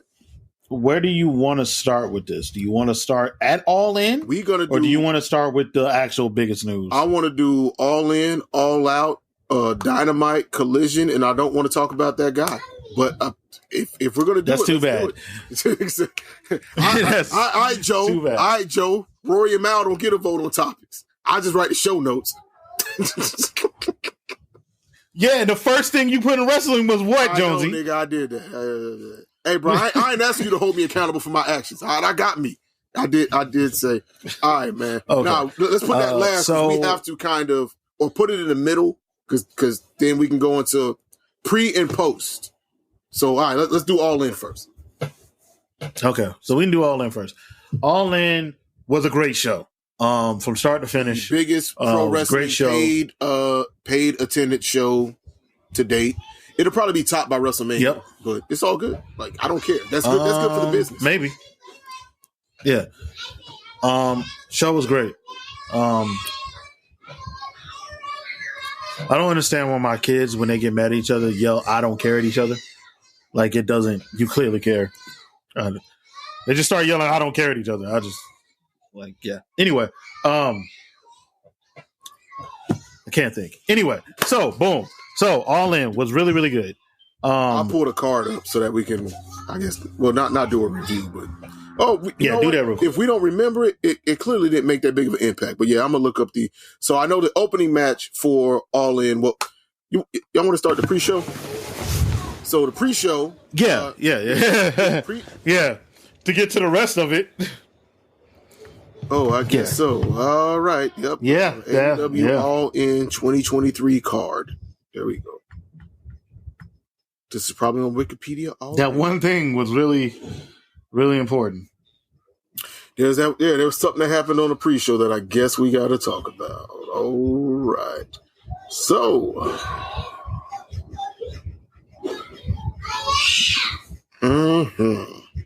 yeah. Oh, appreciate it. Which was a really entertaining tag team match. Also, the fact that they won the ROH title is hilarious. It's wild to me that Cole I could have sworn Cole was tag team champ in Ring of Honor before this. I thought Future Shock had a run, and I thought he had a run with the Kingdom, but the Kingdom apparently didn't do it under Freebird rules, so it was just Taven and Bennett. Oh, yeah. Yeah. So, like, this is Adam Cole's first Ring of Honor Tag Team Championship run, which is wild, considering how many. Hey, man, sometimes you got to get the people. Keeping the story going, baby. Keeping the story going. Versus very good match. Excuse me. Very good match. Very good hardcore. There was match. A moment where Okay. Yes. We got Jack Perry saying "real glass, cry me a river," in reference to a back and forth him and CM Punk had about him trying to use real glass or something on Collision. And just for a moment, I want to say Punk was actually right about that. Work smarter, not harder. That's a dumbass decision that a veteran was trying to. Now, the problem with that, and we'll get to that, but I do think that Punk was right. The way he went about it was probably wrong in the way the conversation went. Because as we've discussed privately, if hold on, I'm getting it, Taylor. If Tony Khan approved it, you're not the boss. You shouldn't have been saying anything to him. If you had a problem with it, you should have went to Tony and been like, "Hey, can we all sit down and have a conversation? I want to help you. I want to help you extend your career. You don't need to do that. You're already, over whatever. I'm giving you advice because I care about you. You're not doing that because it's fucking stupid and you're fucking stupid and do like I'm not saying that's what he did either because I wasn't there. None of us were there. But well, after the match, so yeah. Hook won the FTW championship back. Jack Perry gets backstage per a couple of confirmed as far as you're going to get in pro wrestling discourse news shit, whatever you want to call it. They're 100% confirmed now. Punk pulled up, and this is consistent with how his confrontations with people have been described backstage. And anyway, I guess I'm bearing the lead here. Gets nose to nose with Jack Perry. Well, he's taller than him, so probably nose to forehead. We got a problem. To which Jack Perry's like, according to non-wrestlers, guest. This is from a guest that was visiting backstage, not a wrestler, so they don't have a dog in the fight. Jack Perry's like, explains to him, I was just trying to get heel heat. Like, relax, man. To which Punk pushes him.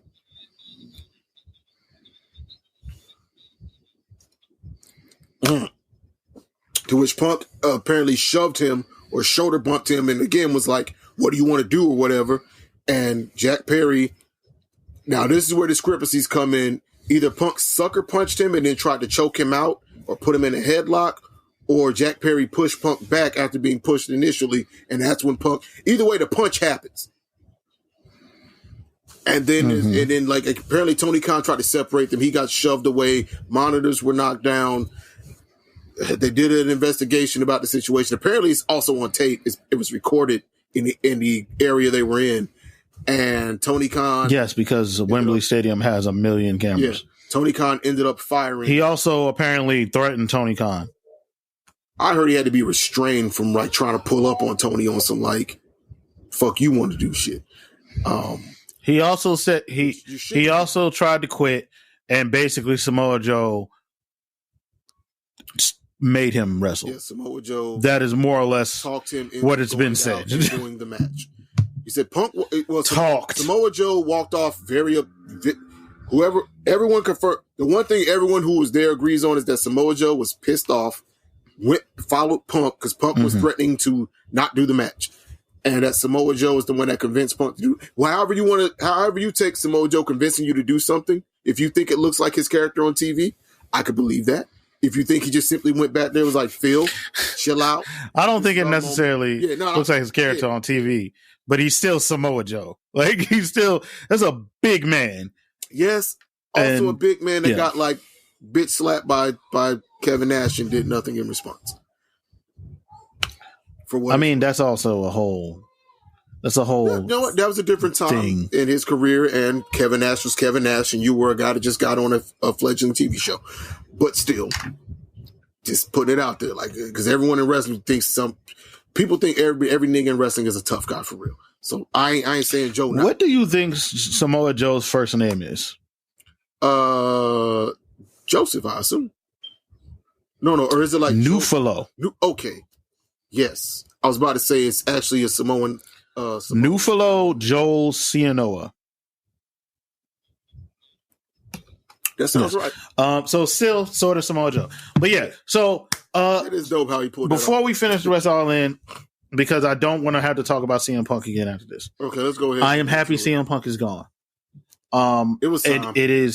It became a cancer. It became something that was actively eating away at enjoyment of the shows because he was constantly doing something, be it cutting weird promos about Hangman, then apologizing, banning people from coming to Collision. Collision was going to, if Collision didn't become what Collision has clearly becoming, Collision was eventually going to suffer because CM Punk only wanted like 9 guys there. You're going to get a lot of Miro in action, Will Hobbs in action, squashing people because CM Punk wasn't letting everybody back there. Now you got more free flowing. You see, Moxley was on Saturday, and Moxley very clearly wasn't doing Saturdays for a reason. Moxley wants to wrestle as much as his body will let him, and yeah, no, he was wrestling on Saturday. He was just not wrestling on Collision. Yeah, exactly. That's what I'm saying. Like Moxley wants to wrestle as Moxley will. Dead ass. Like I don't remember the last time he was over here, but the last time he was over here, Ben Moxley was wrestling at a Wrestling Revolver show. Because yeah.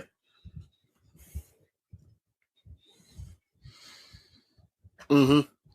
Yes. Yeah. A lot of people did. And I think it was time. I understood why Tony wanted to bring him back. I understood 110% why Tony tried to make Collision be the Punk show.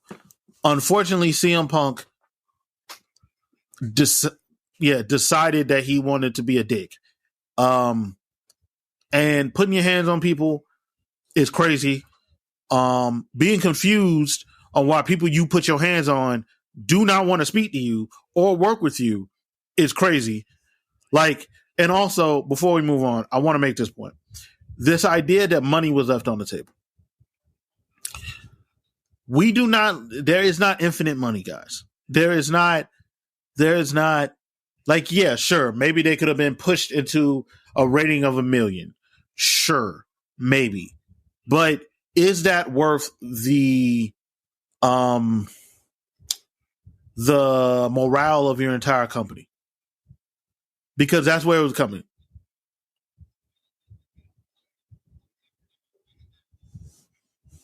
Yes. Because I feel like if the Elite hadn't re-signed, I feel like he would have been fine. I don't think Punk would have done none of this because the ops were leaving. The moment it became clear that this is still their show, which it was not, he, I feel like, decided I'm trying to get out this contract. So firing, yeah, go ahead.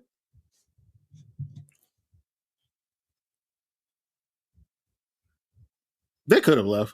I mean, I didn't think they would.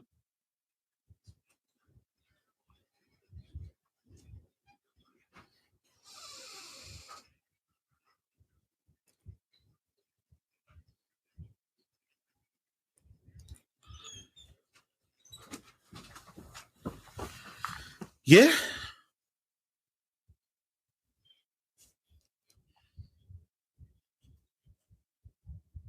Mm.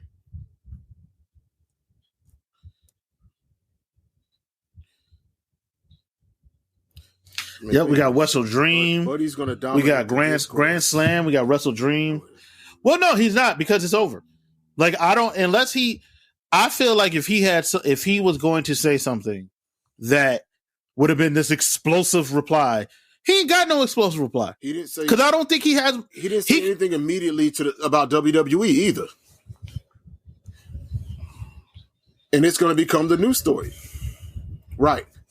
The type of fans we are, we don't care. But the thing is, the broader discourse is going to be dictated by his moves, his fandom. Keep in mind, these niggas was going to WWE shows and chanting his name for 7 years. These niggas ain't they're wrestling fans, and they're going to be dorks about this. They're going to go to events and do this, and I don't give a fuck because like as long as I'm not in the room with them. Oh, I don't think they will.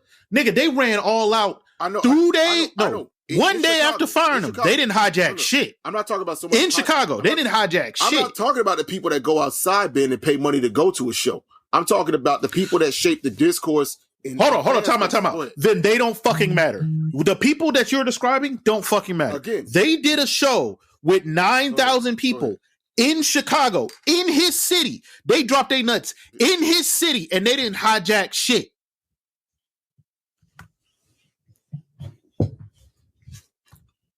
Yeah, that's where I was going. They don't matter. That's where I was going with this.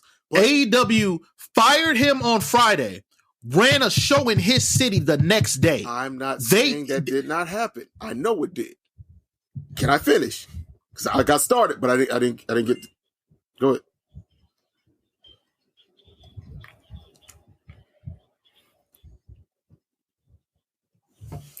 But as somebody that, when I say engage in discourse about wrestling, I like to watch videos and I like to watch the YouTube content. I like to, if someone's on social media and I think they have good takes or interesting perspectives, I like to engage with those people. What I mean, so the thing is, because those spaces are public open spaces, the worst people are going to go into those spaces and fuck up the flow of conversation. Just like in any other fandom is what I mean by that. You get what I'm saying? Like when it comes to, we talked about Star Wars earlier, right? Yeah, of course. What I'm saying is that discourse that you're talking about. I don't want to encounter these people is what I'm getting at, and I'm going to have to. If I want to keep doing things I enjoy around my hobby, they're going to be in those spaces. Is all I'm saying, and I don't want them there, but I'm accepting that they're going to be there. What I'm saying though, that discourse just doesn't matter. I'm dead. They ran a show. Yeah. They fired him on Friday. They ran a show on Saturday, where the show on Saturday, well, it was a go home show, and they didn't hijack that. They ran a pay-per-view with 10,000 people on Sunday, and no one hijacked that show. There were some CM Punk fans there, but no one hijacked that show because at the end of the day, I'm not saying that he was a call. I'm not saying that he thought he was more than a call. To be hijacked by CM Punk fans. We already saw that did not happen. I get what you're saying. All I'm saying is that these people, what I'm saying, they're just going to be annoying as fuck for a while. Not to me. I block them. I just block them.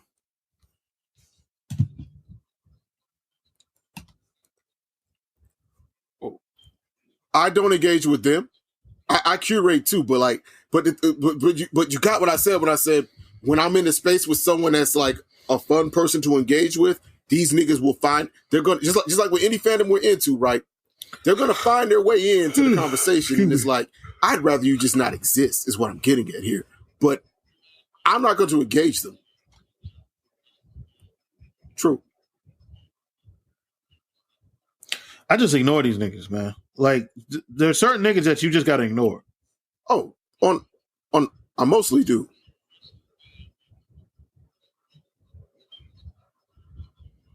Right, you see, I don't go back. I don't give a shit. But it does annoy me when I get that notification.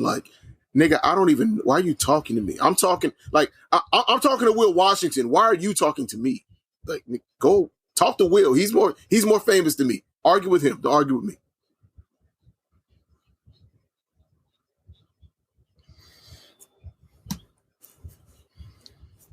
Oh yeah, of course. These niggas don't move needles because they don't. Yeah, my point. They don't spend money. They don't go outside. They don't watch their ass. They got no bitches. I'm the first. My bigger point is Punk doesn't matter as much as Punk thought he did. No. And the thing is, even if he goes to WWE, that's fine. Punk, which if he does, I don't think it makes any real dent in. No, I don't think it makes any real dent in anything they do. It doesn't make any real dent in what they do. Punk don't matter.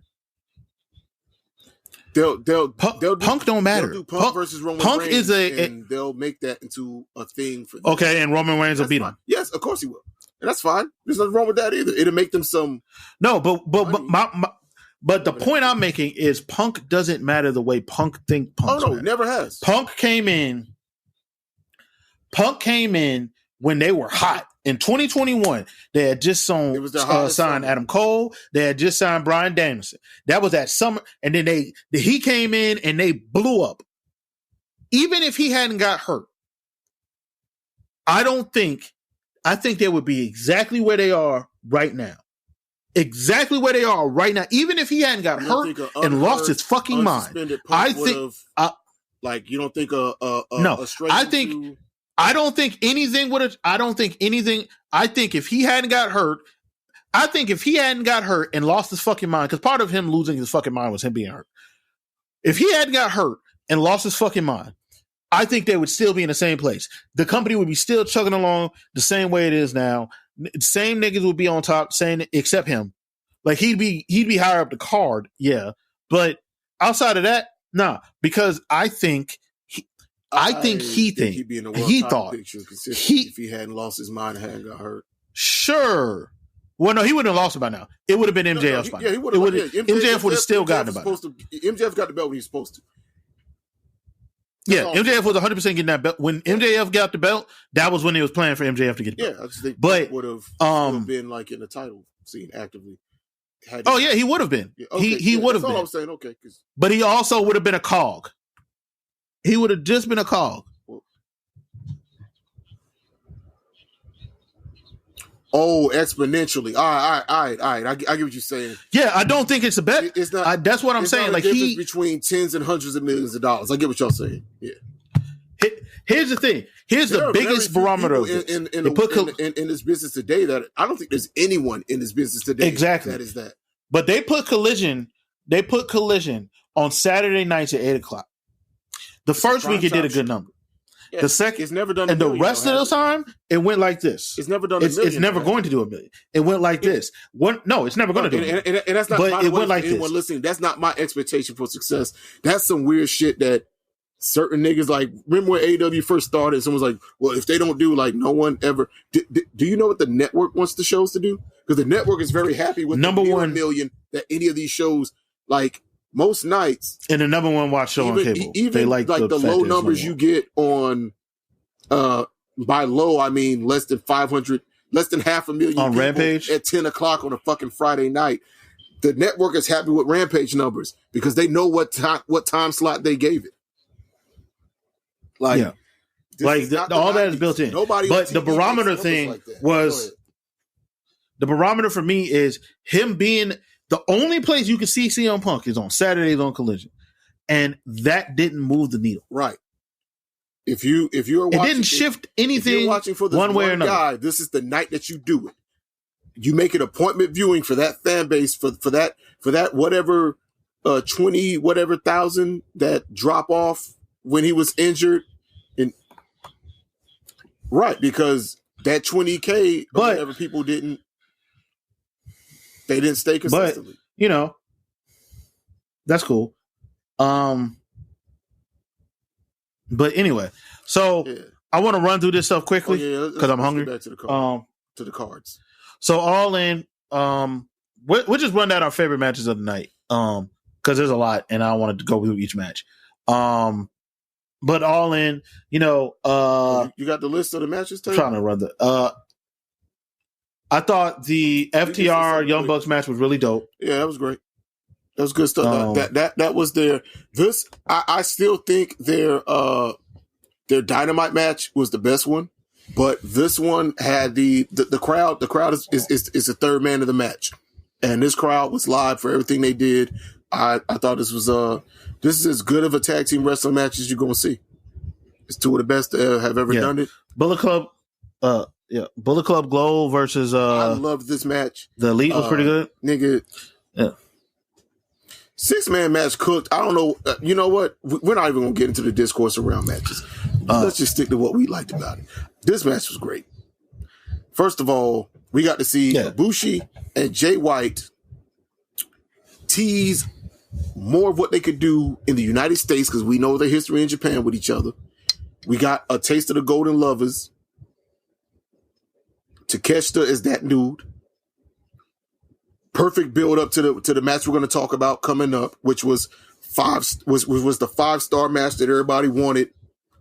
Like this match was a prime example of one of my favorite things about New Japan booking. You get just enough of a taste of those multi-man undercard matches before you get the big singles matches out of those feuds they do over there with this style of booking.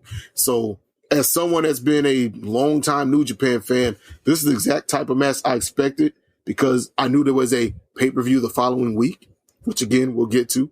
But this match cooked. Everybody did what they're supposed to do. Some people didn't like the finish. I thought the finish made sense. And also the finish was paid off and all out. So, yeah.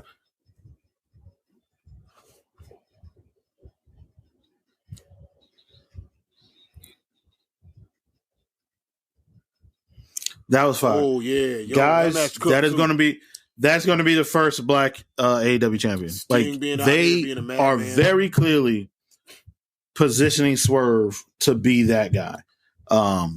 So yeah. But that match was cool. Will Ospreay versus. Yes. Yeah. Also, Sting saying, "I will not be defeated by tables again." Just Sting versus tables has been the greatest rivalry of 2023. Will Ospreay versus Jericho was way better than I expected. Not that I thought it was going to be bad, but exactly just I didn't know if Jericho could keep up with him. I'm going to say is Jericho. Well, that's what, Jericho been hooping since Taylor is. Thank you, Taylor. Jericho been hooping since 20. Ever since niggas called him ever since niggas said he built like a bad baby mama. That nigga been hooping. I didn't say Jericho was bad. Jericho keeping up with Will Ospreay is a task, and he didn't really keep up with Will Ospreay either. So, very few in the world can. So, like, let alone there's one guy. It seems like there's maybe two. If Will Ospreay goes full bore wrestle fuck, yeah. Yeah, I wasn't saying he wasn't. I just didn't know how this match would look we're not saying, because of their styles. At no point did either of us say Ben said that this happened with Chris. We're not saying that, Ben. You don't have to defend anything. We're speaking to the broader discourse.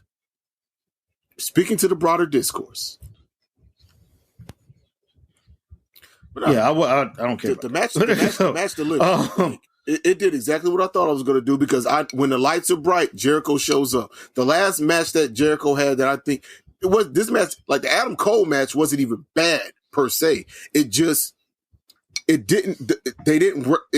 The chemistry was off that night and they didn't wrestle up to the stipulation. That was it. And then the mixed tag match they had made up for it. The one they had on Dynamite more than made up for the pay-per-view match. But anyway, Chris Jericho. The women's four-way, I wasn't a huge fan of the winner, but it is what it is. Shout out to Saraya. She's going to drop the belt when it's time. I ain't even mad. This is what it is. Like, the women's division, she's worth. Sure.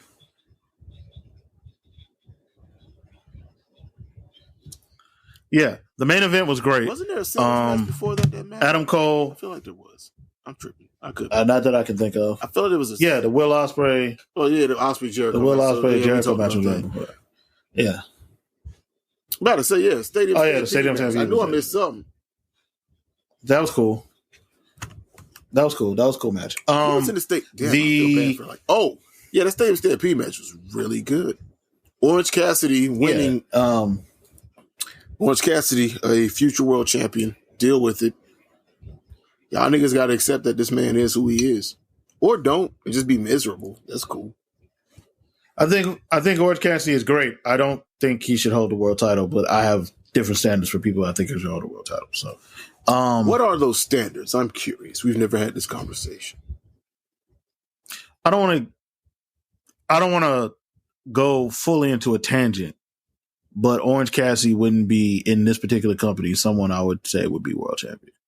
Now, him being TNT champion or Intercontinental or what they call that belt, International is cool. It's dope. World champion WWE based upon their standards, but I don't think I think the artificial ceiling that people put on his gimmick that's been dealt with this international title. I'm not saying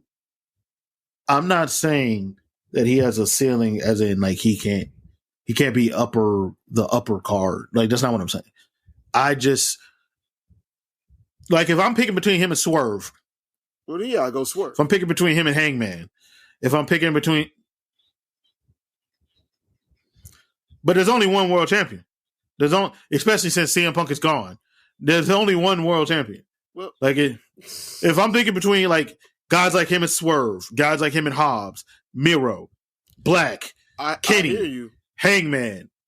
Like, there's a bunch of guys. I'm gonna let you finish. That's cool.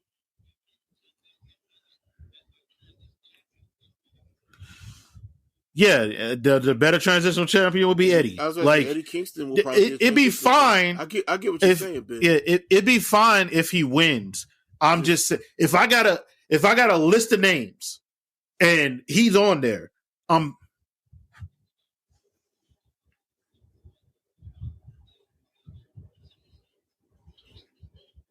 if not more so.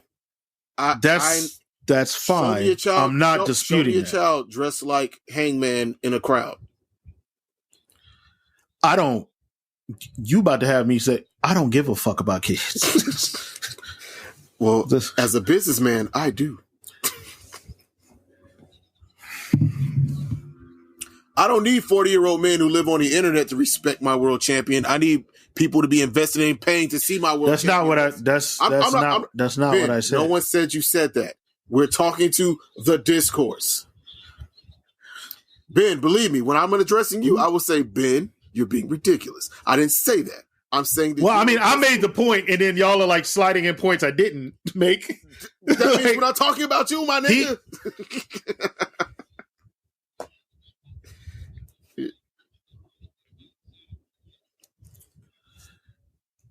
Orange Cassidy is great. I thought his match with Moxley was great. He might be rest of the year. In AEW, if I'm picking a world champion, there's like 20 guys who are this. We ain't even talked about Jay White. Like, there's so many guys before him. I don't know about Keith Lee. It's like this current iteration of Keith Lee. I don't know. We've got some controversy. Yeah, I don't know about Keith Lee. Not really, because what has he done currently? I mean, he can't. Like, and I love Keith Lee. I'm talking about just current iteration. He can't book himself, and that's the thing. Him and Swerve should have had their blow. Well, he hasn't been there. Had their blow off feud. Some of that had to do with Keith. Yeah, the health. Like, he physically just can't do stuff. Certain things. Sure. That's why I said just current iteration of Keith Lee. I'm not shitting on Keith Lee as a whole. Just current iteration. Shitting on him. I was just wondering what your your thought process behind that statement was. And I get now, maybe if he's built up, sure. But this current iteration. I think the TNT title should become the big meaty men championship, and Keith Lee should win it in that context. Like, and it fight other big meaty niggas. Yeah.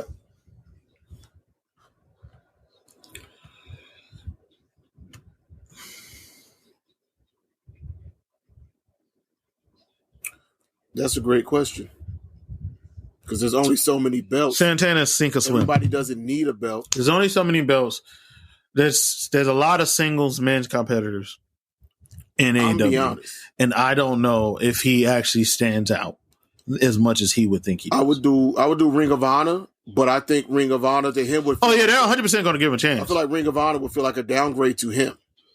But I could. Yes, I 100% think if they suggested going to Ring of Honor, he would view it as a downgrade. He would view it. I could definitely see him as a Ring of Honor TV champ, or me too, or in the world title picture down there. Not even down there because that's stupid, but over there because Claudio is currently the champion, and Claudio's been cooking. Every time they get this nigga a microphone, and then when they ring the bell, Claudio's probably the champion until September 20th. Honestly, I don't see nobody. He's probably the champion until September 20th. Yeah, I don't see anyone other than Eddie Kingston that should. And matter of fact, I think Eddie should be a transitional champion, and Claudio should win it back and be a fucking 3-time Ring of Honor because Claudio has made that belt.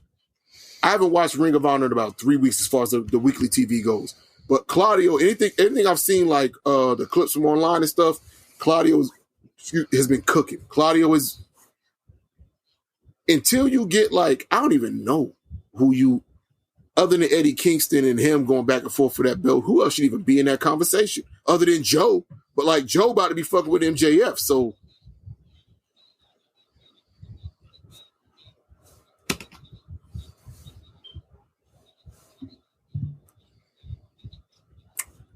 right. And I think there should be a top hill. I'll give you say. But I was about to say, like, you know what? Before you, honestly, hear me out. Because the world title scene is kind of packed over one place. But if you want to do a trial run, Swerve Strickland, Ring of Honor World Heavyweight Champion, don't got a bad ring to it. No. I'm just saying, hold on. Swerve should not be showing up on ROH. Swerve should not be showing up on ROH. The visual of Swerve and the World 6-Man Tag Team Champ, everybody got gold? No. It gotta be TNT. It gotta be international or TNT or world title. We ain't doing secondary promotion titles with Swerve, man. Belts, they've built him up. You think those belts are Jonesy, here's a better question. So is that belt beneath Claudio then? Yes, I do. So that belt's beneath, listen to me now. Yes, because Claudio's beneath him on the card. Yes. They gonna send Hangman down to have an RH title? Cause that's the level Swerve is on right now. They're gonna send Hangman down to have the ROH title to get the visual. No, man. We're saying that, but meanwhile, the World Heavyweight Champ is a Ring of Honor champion. He's a Ring of Honor tag champion right now.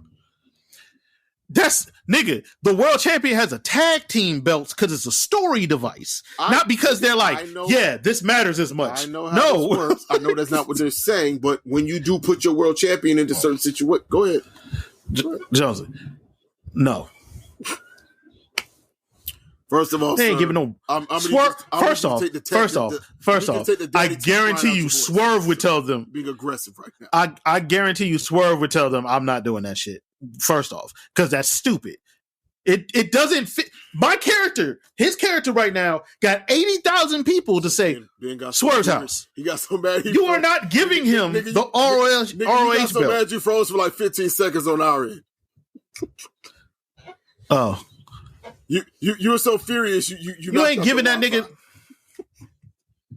You getting that nigga the ROH belt? Like you getting MJF the ROH title to build him up? Like, because that's the level that Swerve is on now.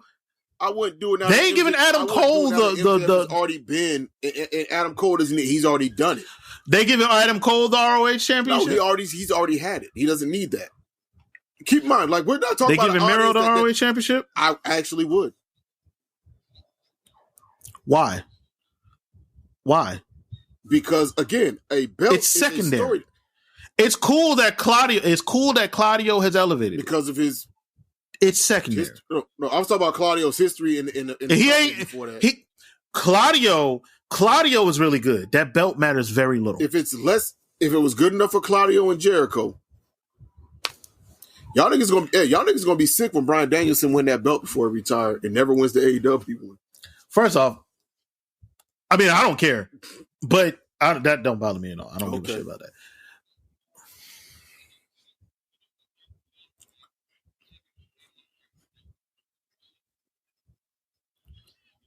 I can see that.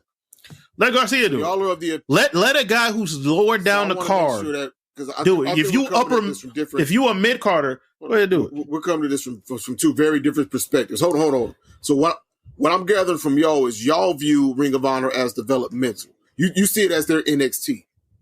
No, it's not. It's not developmental. Those belts, a company with longer, deeper, more meaningful history. At least to me personally, because like I watch Ring. Those belts don't matter as much as the AEW version of them. Their TV title does not matter as much as the TNT title. Their world championship don't matter as much as the other world championship. Matters more because and so on and so forth. Doing with it versus the TNT title has the TNT title. No, Joe matters. Okay. Joe matters. Take that belt off Joe. It doesn't matter. It doesn't matter as much. Joe matters. Claudio matters. Okay, I get what you're saying. Excuse me. You're saying that the champions are making the belts right now. The belts aren't. The belts aren't elevating talent. Talent is elevating the belts. That's where y'all coming from. Yes. Okay.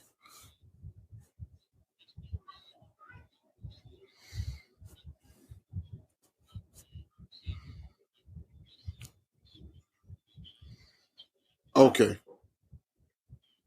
I mean, that's what Johnson. That's what I would have done with Bandito, but he's apparently just got back. So he broke his arm, hand. He got back recently though, didn't he? I think he wrestled Shane Taylor in the TV title tournament.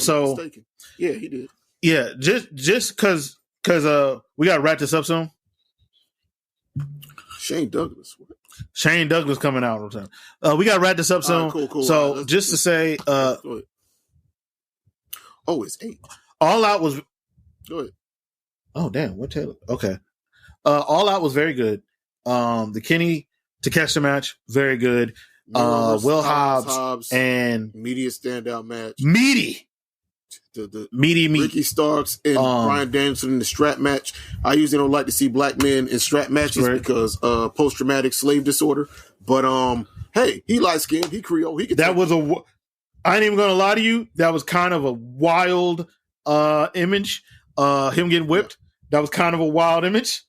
Just not saying that it was a wild image. It was just kind of a wild image. Speaking of Ring of Honor, Samoa Joe and Shane Taylor went out there and did what anyone who's familiar with them two dudes knew they was going to do. But I'm glad, I didn't tell y'all this, but I was watching it at a family function, man. The nephew, he ain't watch wrestling. I was watching on the phone, like chilling, cooling. He like stopped his meal to be like, "Yo, what is these big niggas doing?" Like big niggas, nigga, baby. Like, all of the big niggas doing big nigga things matches, he was like tuned in, like, "Yo, what's this show called?" Like both matches, the Mero match and the Shane Taylor and what's the name match? Shane Taylor and Joe match. In main event, OC and John Moxley big niggas. Basically, after the whole Punk stuff, and killed each other. Everybody at All Out went out there and wrestled like they had something to prove, and prove it they motherfucking did. Yes, it was an excellent show. 2 back-to-back. AEW is. I hope they don't do 2 back-to-back pay-per-views like this again. Please don't. Not that I pay for them in that way. They're going to do. I think based on the calendar, Tony Khan does not want to change the Chicago show. He does not want to change. Like there are certain shows, Double or Nothing. He wants to keep in Vegas. That's very meaningful to him and to him. And All Out, he wants to keep at the same place on the card. So I think they're going to do the doubles.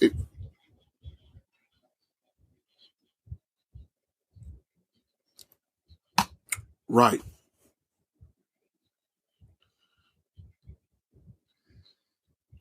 And if they don't want to do All In at the start of fall, you can make it closer to Forbidden Door. But no, I think All In is. They already said when All In is exact same day. Okay, yeah, they announced it. They did announce it. They're running it back. Yeah. So it is what it is. So I think at some point Grand Slam might get moved to like this. Yeah, because Grand Slam isn't a pay-per-view, so they can move that whenever. I would move Grand Slam and make it an actual pay-per-view in December. Maybe. No, wait, because they like to do it at Arthur Ashe, so that's why they do it around this time of year before you get the winter shit. Yeah, some gonna have to move. Well, if they want more pay-per-views, I would. Okay, make Winter is Coming an actual pay-per-view, but do it in a place that's. I guess you want the visuals of Winter, but like nigga, you don't want crazy ass. Like, don't do it in Chicago. Don't do it in New York, Jersey, DC. I don't know, Virginia. It can be done. Like you can make that into. You can make Winter is Coming into an actual pay-per-view. Yeah, we'll see. Battle of the Belts. But thank you guys for listening. Battle of the Belts a thing in December. I don't know. Anyway, then take it away. Make Battle of the Belts something that matters because these niggas treat it like it doesn't. But the first one we went to was fun, but at the same time, even then you could tell. Yeah, it's kind of half-assed. But thank you guys for listening.